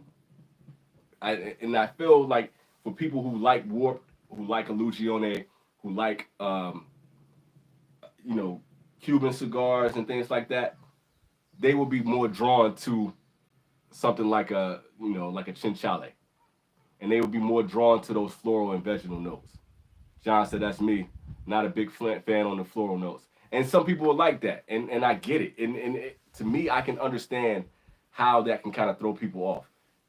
Say for instance, like if with me, I like tea now. Like that has been like getting a tea note in a cigar, like 1910 or something like that, is phenomenal to me. Because like when I'm out here in Japan, I just go to the vending machines and I just get a straight tea, no sugar, no nothing, because I like the floral notes. I like the the bitter roasted barley and all that kind of stuff. That profile draws me in, and I can sit there and I can drink that shit all day if it's ice cold. So I feel like the same thing. Somebody was mentioning wine earlier. You get that in your wine sometimes, and when I get that in cigars, it kind of turns me like, okay, it's clicking for me. This is actually working. What up, T?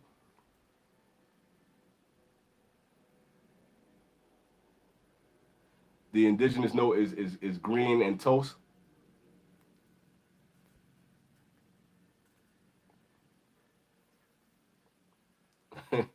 He said we want to gravitate to the Maduro note. We black. There's some truth to that.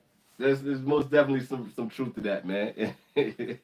Always bet on black, but at the same time, man, I think that's what drew me to um, the 20 Acre Farm, and that's what drew me to certain Cubans that I like the Monte Cristo #2, the Casa 1910, the Rosa Sharon, and this Chinchale, man. Like, cause sometimes I can do the dark. I can do like a La Galera Anamoy. I that sometimes I'm in a mood for that. Especially like at night. I just want to kick back. I want to put my tunes on. I'm not doing this for a review. I'm not doing this for the live. I'm not doing this for anything. It's just me sitting back with a real robust cigar. But sometimes you can go overboard with it too. You can go overboard with like a Padron. And every now and then I want to have something that's a little bit lighter, but still gives me some depth to the profile. That makes sense. Oh, okay. You know what,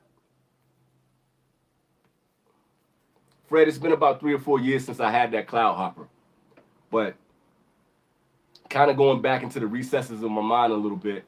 I agree with you. I would have to like smoke that cloud hopper again to get like and see that caramel, not caramel, but that marshmallow that you were talking about. See, I'm getting it now. That's that creamy note that I'm getting.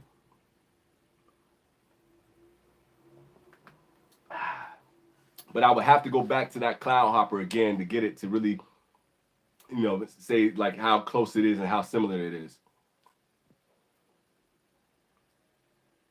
Have I had the Mil Diaz Maduro? Yeah, we were just talking about that, man. I just had that cigar the other day. As far as the Maduros that have hit me the most as of late was that Atabey Maduro and that Mil Diaz Maduro.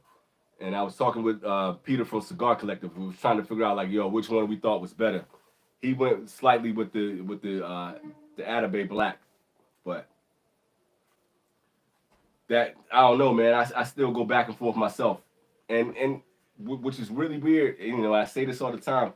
The OG Atabey is still my favorite, but the Atabey Black is crazy.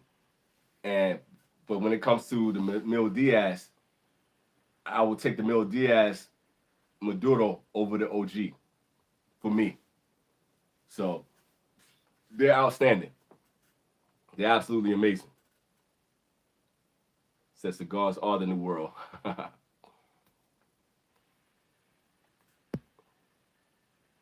You haven't had a spectacular Maduro in decades? What about, have you had the La Galera Anamoy?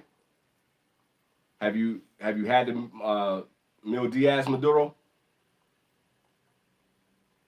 I feel like there's an LFD that I'm leaving out that has a banging Maduro. Actually, Sanja's Maduro is actually really good too. What up, Ben? You ain't too late, man. We still smoking. We still chopping it up. I highly recommend about to go out and get them joints, man. Highly recommend. I know they're not the cheapest, but it's still to me they're hella worth it.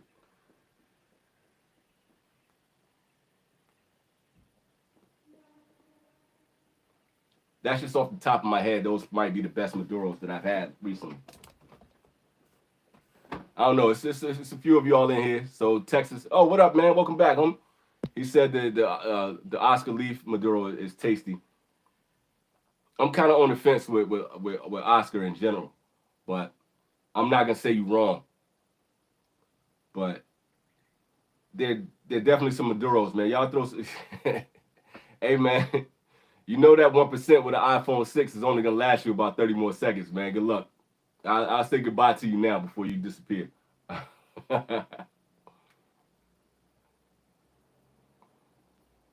Look at this, man. Look at that. That's beauty right there, man. That's the way a cigar should smoke, man. This is nice. Space City's up in the place to be. What up, man? What's up, man?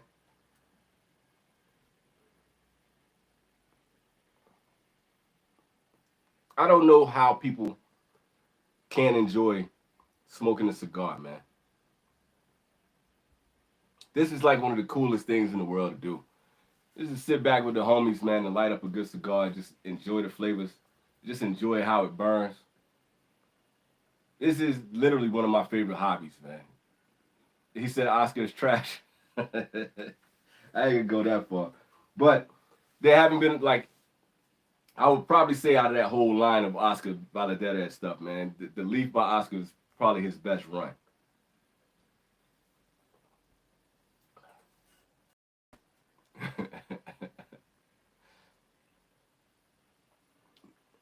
What do you mean you might be too political, man? In what regards?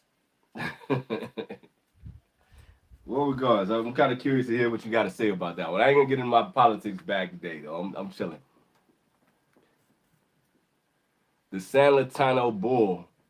I don't think so, man. I've had a couple San Latino joints that were in the humidor.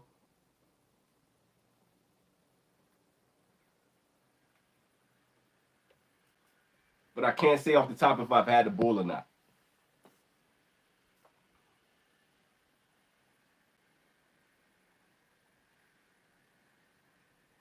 He said, but don't most people understand handmade or even production?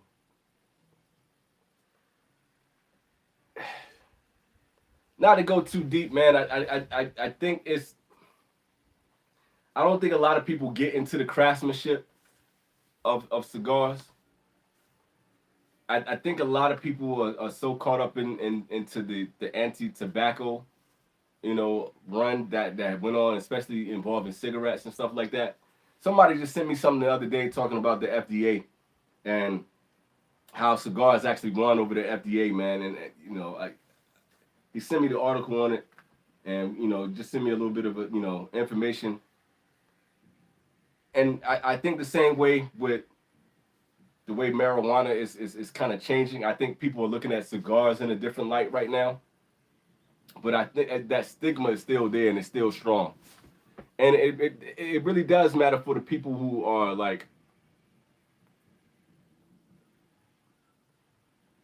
making a living rolling cigars and growing tobacco and curing tobacco.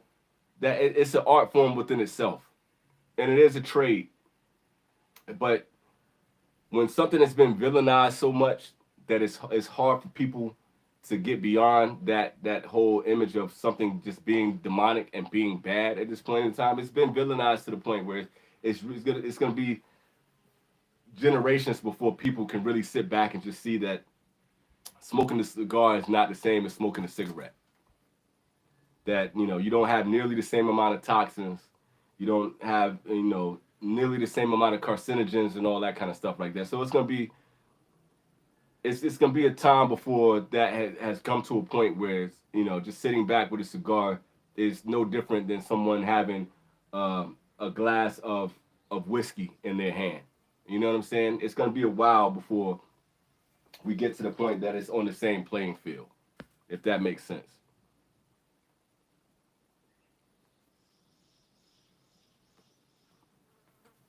So, being said, I'm gonna try growing tobacco. Got some Virginia pipe tobacco seeds that are tiny. I know I won't grow enough to roll, but hey, man, it is something worth documenting, man. I don't know how that will, like, where are you gonna grow it though? Like, are you growing that in your home, or are you growing that like, do you have a plot of land where you can grow that? And like, you're in Cali, right? You're in Southern Cali. I don't know like how that would work out, but I'm curious to see if you actually take that journey to see what the tobacco would be like, man. And growing it indoor. I don't even know if I've ever heard of anybody growing tobacco indoors, man. Go for it. Make it happen. Document that shit. Just see what happens.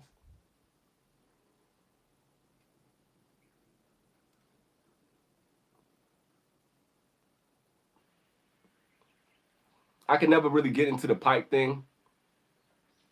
That's just too much work for me. I don't know. It's like when I was talking about with the cars earlier. Like I appreciate it and I see why people enjoy it, but it's never been a thing where I've ever been drawn to like doing the pipe tobacco. But I do love the smell of pipe tobacco, man. It smells beautiful. That's why I was hyped when I first tried the Stillwell Star, because I like the aromatic effect that the pipe tobacco gets. But if it's not in a cigar, the chances of me actually smoking it is slim to none. You know, it's this is what I love right here. Like the feel of a cigar in the hand, the way a cigar burns. Just the leisure of sitting back and smoking a cigar.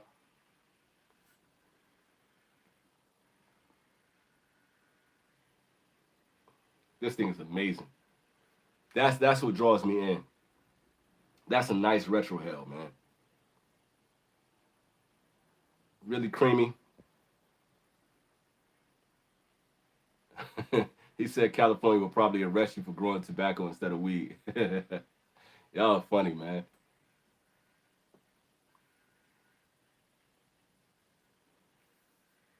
About is a pure tobacconist. I love that shit, man. I love that you got the real passion for this shit, dude.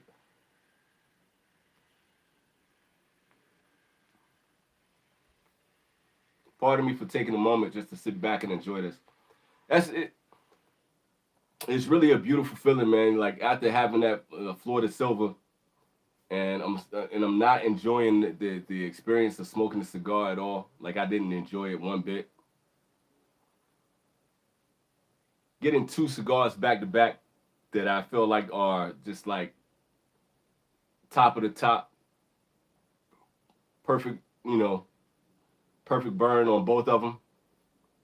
Beautiful draw on both of them. I ain't had like the draw issues that I had on that Florida Silver was frustrating. It's so frustrating when like you're drawing enough that you can actually smoke the cigar, but your draw is so tight that it's like it's just affecting the experience. Like you're supposed to get more smoke body than you're actually getting. That's a frustrating thing, man.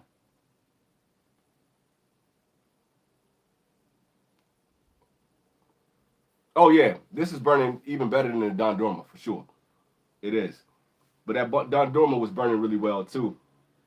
But flavor wise, I would put the Dondurma just a notch or two above this. But either way, like this chinchali is getting busy. It's getting busy.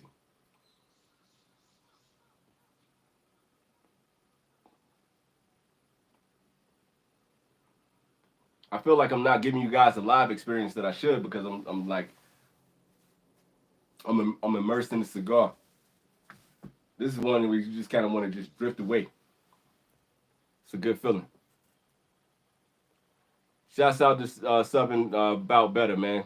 Appreciate the showing the homies some love, man. That's what this community is all about, man. Much love.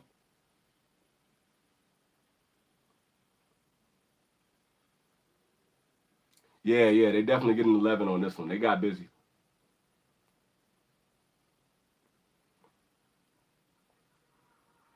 Also, I had these two cigars in the complete, like the Dondurma was in the humidor, and I was telling you guys at the beginning of the live that my humidor has gone up to 69%. Like soon as the weather changed out here, my humidor changed too. And this one I had in the Tupperdoor, so I got it like the RH on it is at about 65. So this is a little bit drier, but that Dondurma, even with it being a little bit more moist than I wanted it, still smoked really well. So I can't complain about that at all, man. But that's the thing, like you said, you got to be able to show love to the people who are rolling the cigars and rolling the cigars right. Like the whole time with that Florida Silver, I'm like squeezing it and rolling in my fingers and trying to get it to open up, and it never came alive again. And that just takes away from your whole experience when you're trying to enjoy a cigar and you're really trying to get the experience out of it. And get instead of thinking about how good the cigar is or how good the moment is, and you're thinking about like, damn man, I can't get the amount of smoke that I want. I can't get the draw that I want. It kind of takes everything out of the cigar. Hold up, man. I gotta change angles real quick. Ah, the sun moved, so I gotta move my umbrella.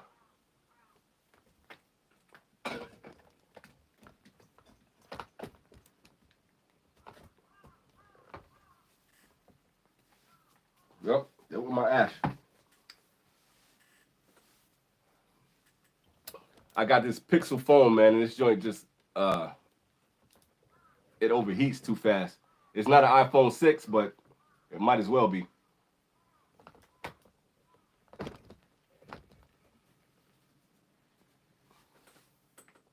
All right, let me see if I can see y'all comments here.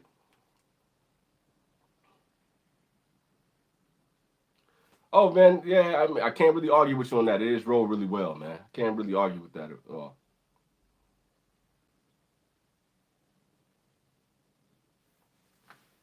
Yo, you going super hard, Fred, with the warp.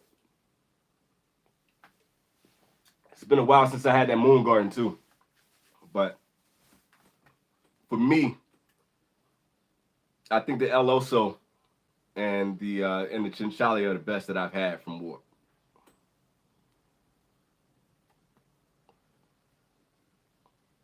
I don't think anything else is touching it.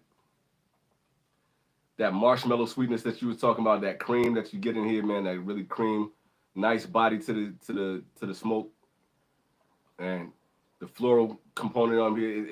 It's a really balanced cigar, man. Space City said, man, I hit the jackpot with that Chinchale. Grabbed a box of 25 for $75 without ever trying it. My guy D Love raved about it. Yeah, D Love used to go super heavy with this one. It's one of those, man, that it definitely lives up to a lot of the hype that is. And however you got it for $75, man, whoever that was that you bought it from, you need to go give him a high five, Jack. Yeah, that El Oso is definitely one that you need to get, man. The Maduro shade on that one, the Blanco is probably my favorite though. And you want to talk about like, about the way he's talking about the way that it's rolled, and that is literally one of the best burning cigars that I've ever had. It's really up there. I think the only thing that could top it is the Kintsugi. I've never had a bad burn on the Kintsugi. And I'm not a fan of Alec Bradley or Alec and Bradley, but that Kintsugi, man, that thing burns like, man, razor sharp, razor sharp every time. Not even it's never a wave in it. It's just razor sharp. And the El Oso burned like that too, and it was a slow burner. So that's a good vibe.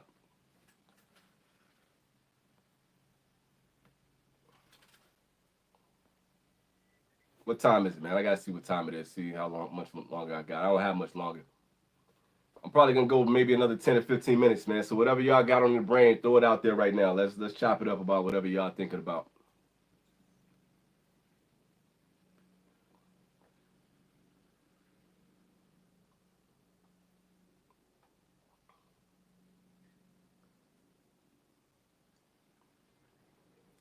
Sorry, I begged. I was just looking at the cigar for a minute. San Antonio in the place to be. What up, man? Texas get mad love out here, man. Yeah, Crondon is super cool, man. Like, it's funny because when you're doing interviews and you're meeting somebody for the first time, damn, I'm getting that nice charcoal on this. It's really nice. Whenever you meet somebody, and especially when you're doing interviews, you never know how the interview is gonna go. You don't know how smooth the interview is gonna be. You don't know what they're gonna bring to the table as far as their adoration for cigars and their appreciation for cigars. But this dude was passionate about everything that he was talking about, and it wasn't forced. So the same way, like when we were talking to him behind the scenes, when I talked to him, via text message, and when he'll come on the live every now and then, he'll chop it up. He's 100, every time I talk to him. And for somebody that, to have the connections that he has, like we was talking about, he got to chill with, Exhibit, and, he's been around celebrities, he's done TV shows, he's made his way into the TV and film industry, but he doesn't carry himself like a celebrity at all, which is mad cool, man. And he was just a down to earth dude, and to have somebody too excited to be on the show just to come kick it with us and hang out and talk cigars. He stayed for the whole 3 hours. He was engaged the whole time. I got nothing but love for Marvin, man. Like, it's one of those things that I'm hoping over time, the same way I get to chop it up with a lot of y'all and to really develop a rapport. It was real cool to develop a rapport with that cat. And it was dope, man. It was dope.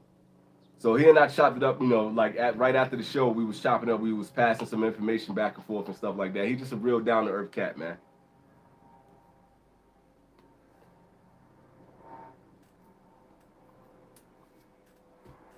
Had to take off the band. Said I remember when this is Fred. Fred said I remember when you first did your review and bias guide on the Kintsugi. I remember you were raving on that cigar for years now. Yeah, like, and that was some time ago. And like, you try not to get pigeonholed into certain cigars. You try not to get yourself positioned to the point that you're talking about the same cigars over and over again. And I felt like I was doing that with the Melanio for a period, and I felt like I was doing that with the Kintsugi. And I know I do that with the Mikarita quite a bit. But every now and then, like when you smoke cigars more than once, same thing with the Atabe, and you smoke them more than once, and you have time to sit with them, and they keep making the same impression on you over and over again. It's the same thing I was talking about with Sanj. Like when you get to the point where you're talking about consistency on a cigar, that's everything for me. So when he was talking about like he got it, the just buying a cigar sight on scene just based on D-Love's recommendation, right? And you buy the cigar and you light it up, okay, that was banging. Now you got 10 to 20 more, like you got, not 10 to 20, you got, 9 to 19 more of the cigars. And then you smoke 3 or 4 more of them. And you smoke another cigar that you love and you go back to it and you smoke that cigar again. And that cigar lives up to that, expectation. The second time that you have it, the third time, the fifth time. You want people to know that, like, yo, you really appreciate that cigar. You really want people to know, like, okay, this is one that I can recommend to anybody at any point in time, and it's gonna live up to it. You got that confidence in that cigar.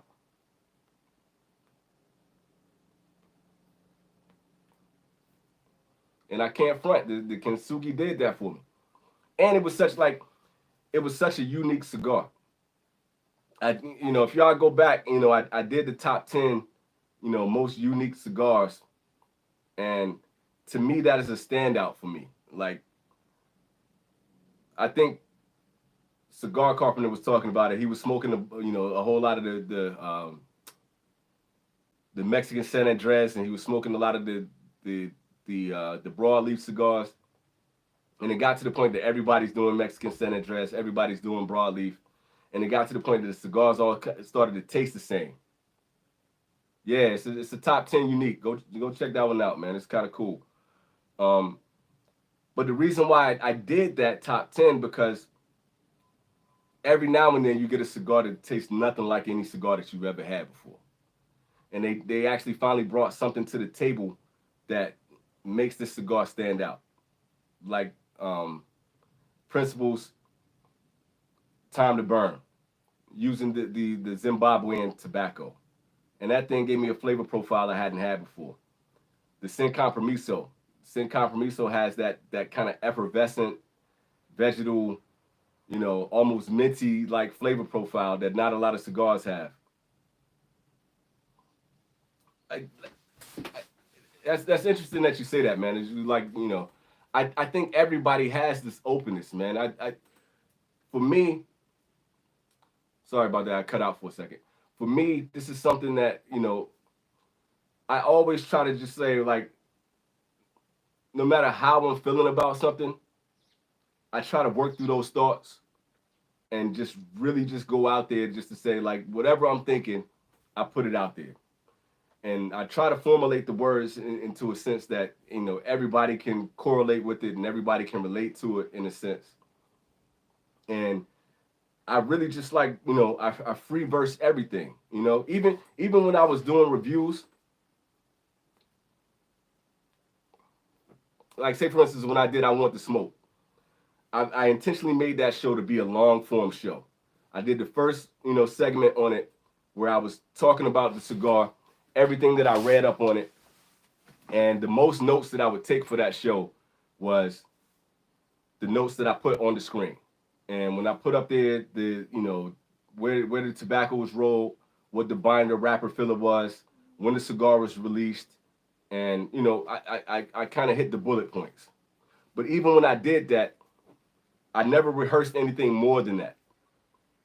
And then, so I was always kind of giving whatever the emotions or whatever the feeling was that I had, for that cigar. Whether if it was my anticipation for the cigar, if it was my apprehension for the cigar, I just try to put all that out there on the table.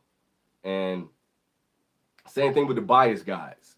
This is if I was, having a conversation the same way I'm having a conversation with y'all now, and just in general talking about how this cigar affected me and trying to, take my mind back to the moment of when I was experiencing that cigar.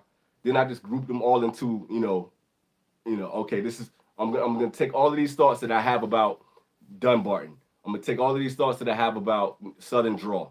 I'm gonna take all these thoughts that I have about Alec Bradley, and I'm gonna put it out there because I know, just like me, all of you guys, you're constantly, have that thrill of the chase. You still have that same thirst for what's new, what's next, what's old. I haven't had this before. Damn, I never dug into this brand. I never got into Aventura. So let me see what this is all about. I never got deep into Cavalier. So let me see what this is about.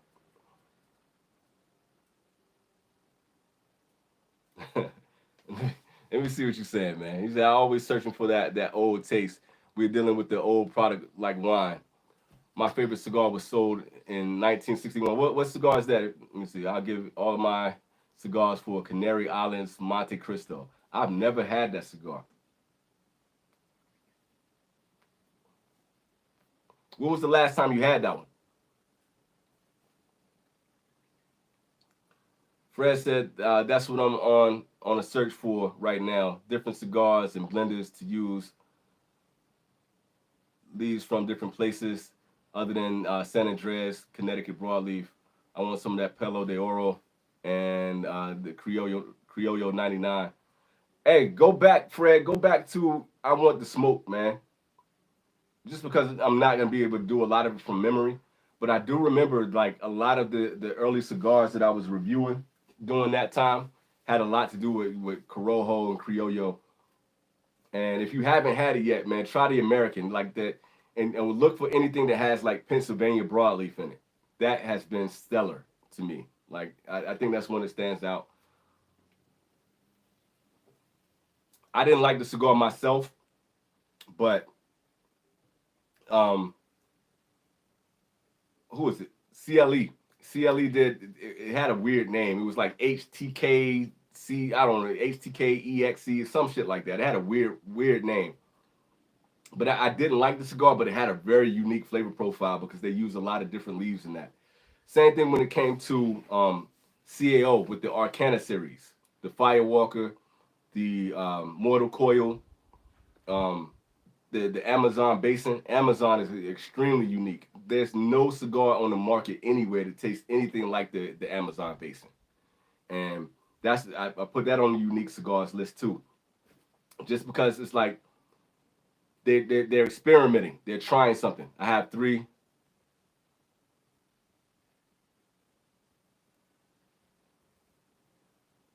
I'll look into it, man. Like if you get a chance, man, send me a picture of that joint. So I'll try to find that one.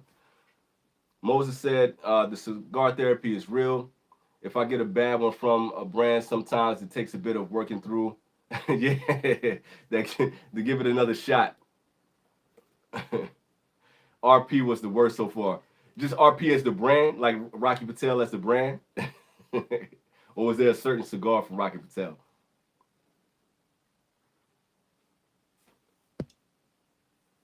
Ah, okay. I feel it. Yeah, they are kind of like wine in that sense, though. I feel you on now.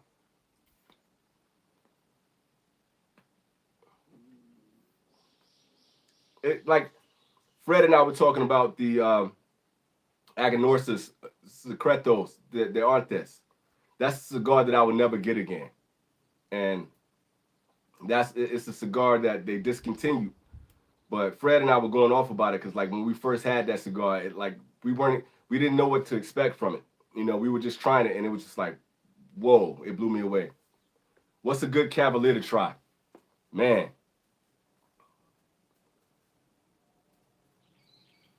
the black Viso Jalapa,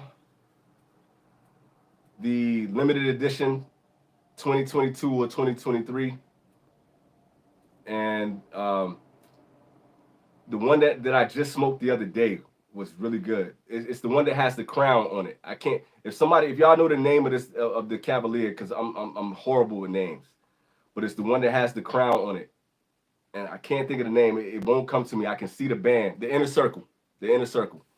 Both of those, both of the inner circles are outstanding. And honestly, you can go into like whatever Cavalier that you see, pick it up. It's gonna be a banger. Like I haven't had one. Even the white series, the Connecticut was really good. Glad I can help my dude. That's what I'm here for. I said we were dealing with a pre-embargo Canary Island. Okay. Don't you hate that though? Like when you got a cigar, like you don't want to connect, you don't want to collect it, but if you know there's a chance that you won't get the cigar again, but then that puts you in the weird places. Like you got to decide, like, yo, I got three left. When am I gonna smoke these cigars? You can't hold on to them forever. Like, what's the point of having that cigar if you're gonna hold on to it forever? You gotta smoke your best cigars, you know. But the drawback to that is once it's gone, it's gone. Dang, that's crucial. That's a tough place to be in, man. It's a tough place.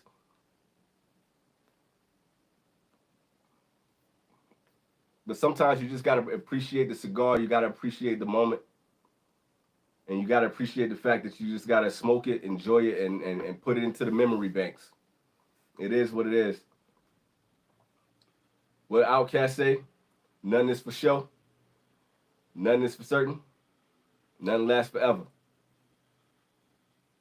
It is what it is. It said, yeah, one day we'll be gone too, so smoke that shit. Yeah, man, it's real. And I should have got two of these. I didn't come up with the whole smoke your best cigars thing, but I had to live by it, man. I had to make it kind of like a slogan thing because even thinking about Bradley from Zero Cigars, it kind of make you wonder like what was his last cigar, you know? and it just makes you wonder, like, what will be my last cigar? At some point, something is gonna be my last.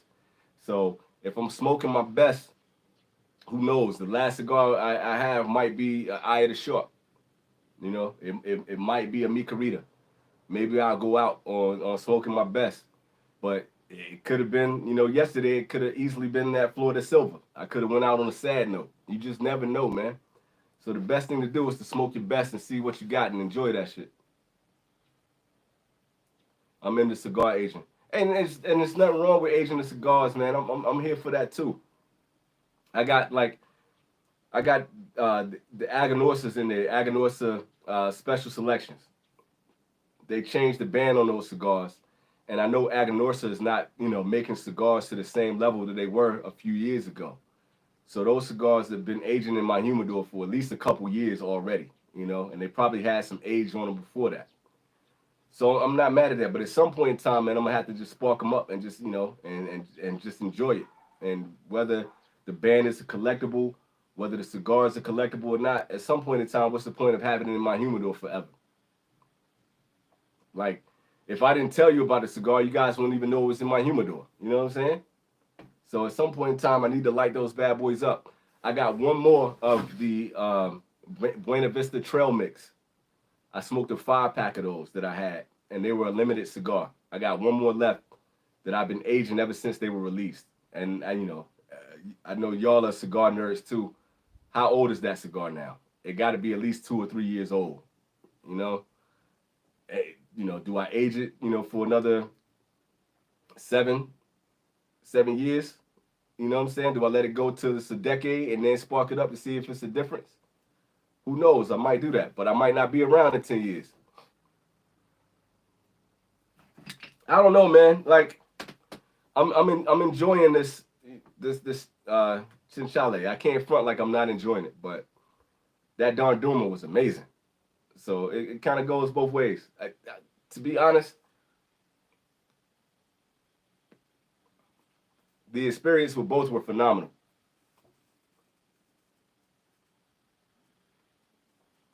You age every cigar. You don't take none of your cigars like, hey, man, I just got this Andalusian Bull, and I haven't had one in a year or two. And you're not smoking them? Yeah, I can't do that, man. It's certain cigars that, like, when I get it, I'm trying to, like, when I got that Atabey Black, I don't think I waited 2 weeks after I got that joint. I don't even know if I waited a week. I had to put it in the air. I don't know. Hey, at least you got a spot where you can always get cigars. I don't have that luxury right now, you know. And sometimes it's like, regardless of the fact, I want the cigar, so I'm trying to light it up right then and there. And I feel like I shouldn't have to wait to age my cigars. You know what I'm saying?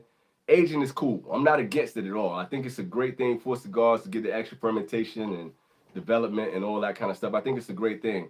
And it's enough cigars that are in this humidor in there that some of them are going to be aged just because I don't have a time to smoke all of those cigars. But there's certain cigars when they come through, it's like, I'll replace it when I can. You know what I mean? And so if I can smoke it right now to get a feel for it, and especially when, like, if I'm doing these lives and if I'm talking to you guys, I really can't be, you know, a person that can, you know, kind of go in and talk about a bunch of cigars unless I'm taking the time to really get the experience to see what it is to smoke them. It doesn't always work in my favor, you know, because when they released that Allegiance, the EP Carrillo, I smoked that one fresh, and it was too soon. It needed time. Like when I gave it, you know, some time, it smoked a lot better than when I smoked it fresh. But some cigars right away, as soon as they come off the truck, you light them up and they're money. I appreciate the love, man. I appreciate that, Val. Hey,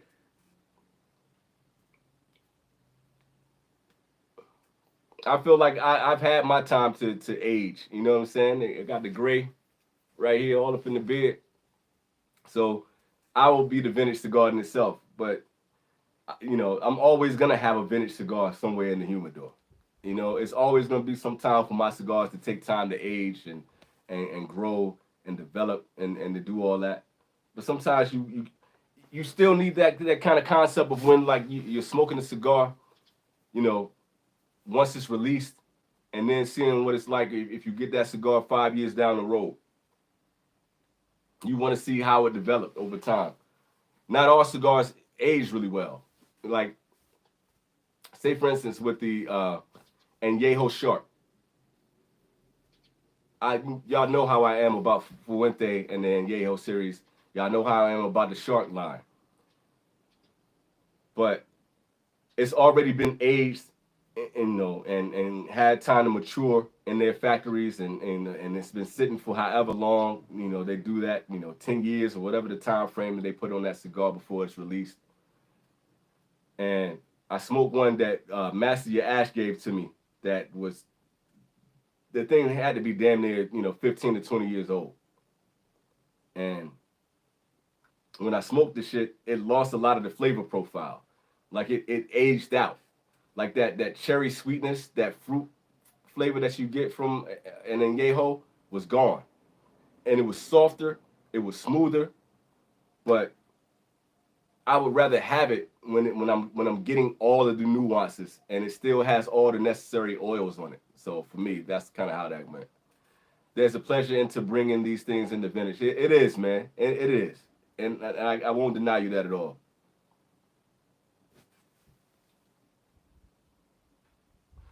Let me ask that. That is a great question. So what are you aging right now? What are you bringing into the vintage status right now? That's a great question.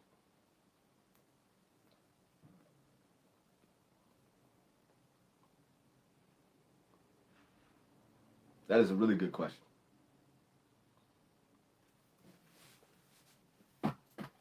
Why you go check on 149? I'm kind of curious about it. What else you got? Well, I'm kind of curious about that one as well too. I think I don't know if I got one or two more of the 149s, and I only have one of the 151. You got an old San Luis Rey, nice. So how long has that one been aging so far?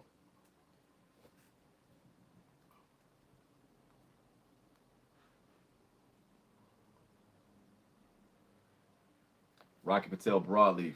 I don't think I got that one. Nice.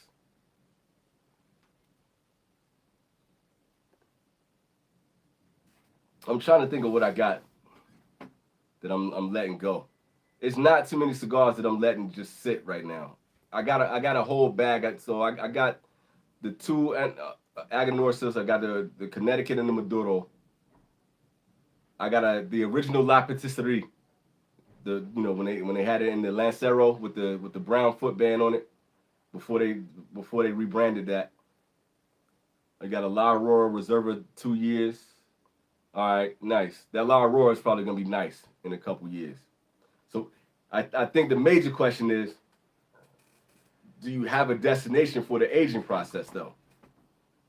Do you have a metric for it? Like how long are you actually gonna go and let that mature in your humidor? And to add on to that, what's the RH? Where are you keeping it temp wise? 10 years. Okay. Do you have any concerns with them, aging too long?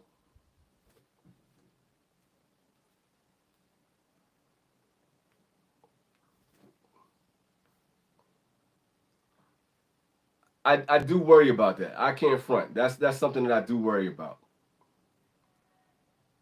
Because the Sanj gave me that. It's funny that you're saying this too, because Sanj gave me, what cigar was it? It was the LFD number 6, the cabinet number 6 that he had since 2006, and that thing smoked wonderfully. But I wonder, as I was smoking it, because you know how like when you smoke a really aged cigar, and you get it's the softness to the body of the smoke, and it's the smoothness to the cigar, and the thing burned like a charm, right? So that thing was like it smoked really well, but it was so soft that I wonder like how much of the nuance was gone with that. I wonder because like sometimes you want a little bit of of complexity to the body, and you want a little bit of heft to the smoke. You want to be able to get, you want to be able to pull the leather out. You want to be able to pull the pepper. You want to be whatever, if it's going to be coffee, whatever the flavor profile is going to be for that. You want to have it. You don't want to lose all of it. So that's something, and I'm just kind of riffing right now, like I'm just kind of thinking through that whole process, because it's a great topic, just kind of talking about aging in general and how it affects the cigars. And you got some people like when we did the show with Sanj, with Infamous not too long ago, we had a young lady that came on the show for about 3 or 4 minutes, and she was just totally against aging. She was just like, "What's the point?" Because her opinion is like that it's not going to, to change the profile of a cigar too much. And I really couldn't co-sign that. I couldn't agree with it, because like, it is tobacco. It is a leaf. It is going to continue to, it's going to continue to break down. It's going to continue to ferment. It's going to continue to change. It's no way that, tobacco leaves are going to stay the exact same for however many years that you keep it. That's not the case. So what I had today, Sal, was the what I got right now is the Chinchale, and right before that I had a Dondurma. Both great today. That's what I was just talking about with Bout, man. They were, both of the cigars are great. I have nothing negative to say about either one of them, man. It was a really good experience today. Really good live, really good convo. Yeah, it was a good lineup, man.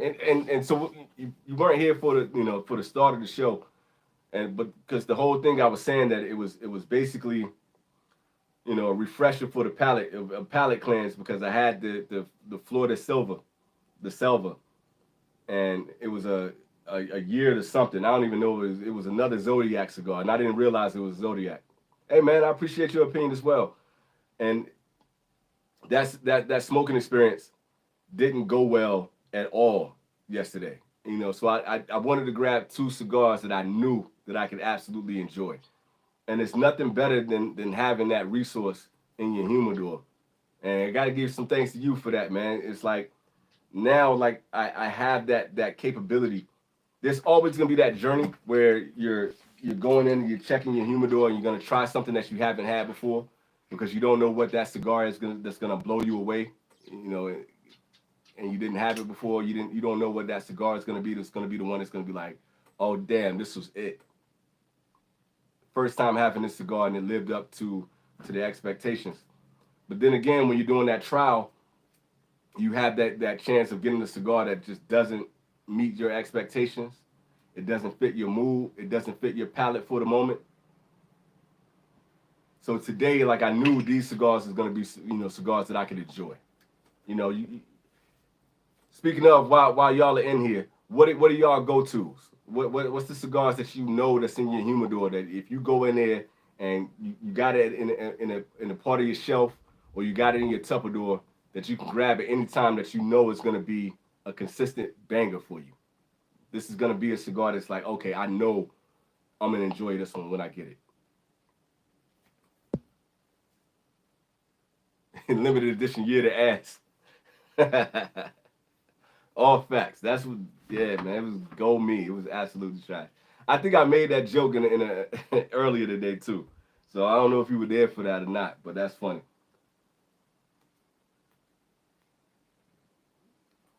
Definitely a Don Carlos.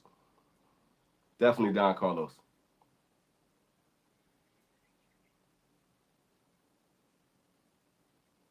Listen, would I please ask my worst part of my day tomorrow? So are we asking into the future right now? What is going to be the worst part of your day tomorrow? I'm kind of curious to hear what this is going to be. Moses said the Padron 64 and the LADC Reserva. LADC. Part of my brain for having a fart with that acronym, man. I know you probably didn't want to type that out, but I'm not drawing what that is. There's so many LA cigars. La Roma de Cuba. I'm pausing because I know it's some La Auroras that I love, and it's some La Auroras that I'm like, you know, and that's why I'm pausing on that because I'm trying to think if the Reserva, the one that everybody was telling me that I need to smoke, and I didn't feel it when I had it. I think is that the one with the red band on it?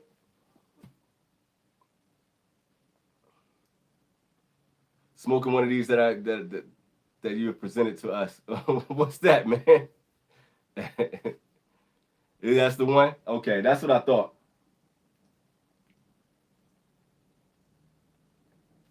I think that review was up on, like, that was back when I was doing written reviews on Instagram. I think I did a written review for that one. I can't remember, but I think I did.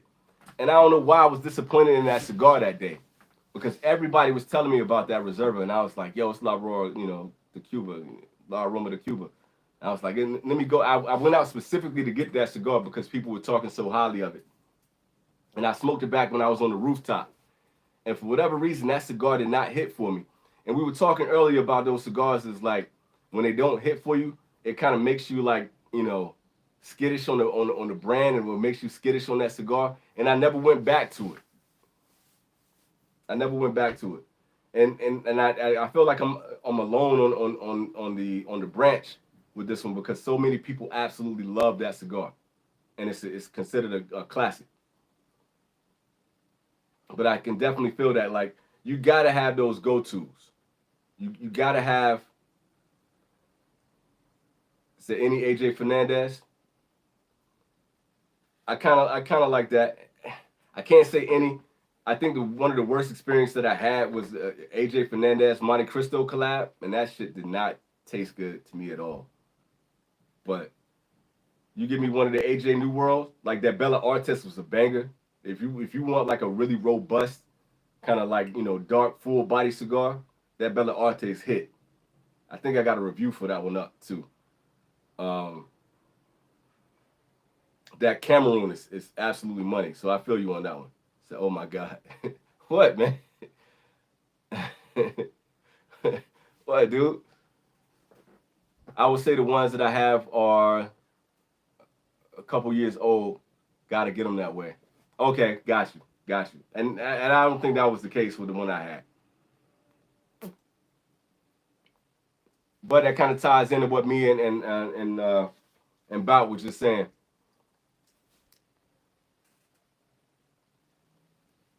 You said it's the AJ Fernandez Old World. I forgot that I don't have a lighter. God damn it. Well, at least it's snapping again, so maybe it'll light. Yeah.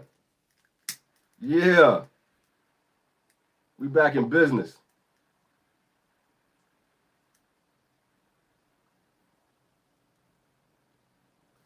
All right, yo, I'm gonna go in just a couple minutes, man. I'm gonna nub this out. I gotta wash this sweat off, man. Get ready to get these kids.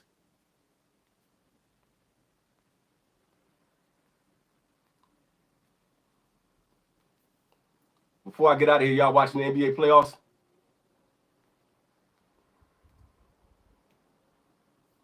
Y'all got a dog in the race? Y'all know my team is gone. They got booted in the play-in. I just had a Dorado the other day. That Dorado was money. The Cameroon is money.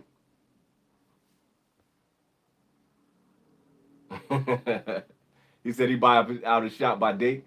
Yo, you got a good shop if they actually got the date up there, man. A lot of those places don't even do that shit. Oh, so you buying the boxes. Okay, I feel you.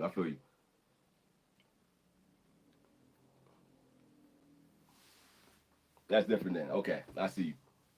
I see what you mean. I don't really do that, man. Like, I only got one box down in the humidor. And the only box that I have was just sent to me by Master Ash. And it's the new release by Song. Y'all smoking any of Vlad's cigars? Y'all smoking the new Psalm series, the Sommelier? Pardon my pronunciation if that's not, you know, correct. So I'll just say Song.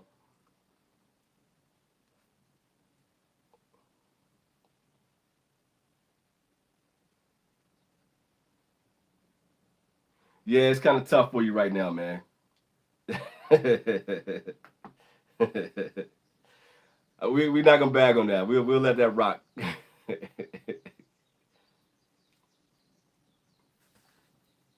You say you're a fan? Yeah, yeah, they're money, man.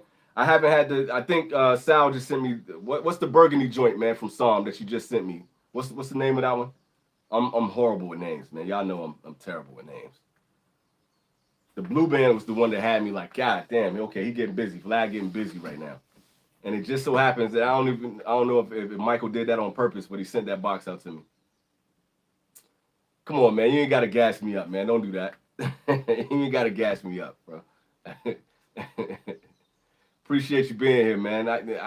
Look. I know I say this every episode, man. I say this on every live, man. Like, I'm nothing without y'all. I'm nothing without the conversation. The show doesn't work without the conversation, and without y'all input and y'all love and passion for cigars. So it ain't got nothing to do with me, man.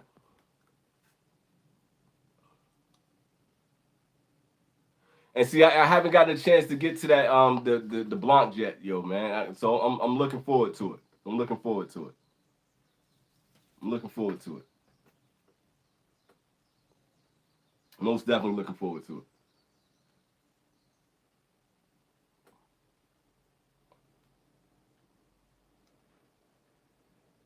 All right, yo. Appreciate you, man. If you think about it, cool. If not, it's all love, man. I'm out too, man. I'm gonna roll out. Bout, thank you. Sal, thank you for showing up, man. Everybody that's still remaining in here. Enzo, I don't know if you're still in the place to be. Appreciate you, Space City. I don't know if you're still in the place to be, but if you are, appreciate y'all, man. Thank you to everybody that hit the like button. Thank y'all for always contributing, commenting, giving feedback, making the conversation worthwhile. Yeah, Garcia is up in here. I appreciate y'all, man. Back to sci-fi. No doubt. Moses, my man. Appreciate you, homie. Yo, I'm gonna try to make the best of the day. Y'all make the best of y'all evening. Get some good rest. Smoke your best. And I'll be back. I'll probably be back on the weekend for y'all. So I don't know if it's either gonna be Friday night, or Saturday night, depending on how the week goes. I'll come back up here. If there's anything y'all want to talk about, anything that y'all want to be a topic of the next show, anything y'all want me to smoke, just shoot me an inbox. Shoot me a message or comment, do whatever. Just let me know what y'all wanted to be about. I just kind of go with the flow. So whatever the topic is gonna be, is gonna be. But I always like to have y'all interaction and y'all input. So I'm nubbing this Chinchale out. Both of them were fantastic. Y'all stay up. Have a good evening, man. I hope your hump day was good. Be safe.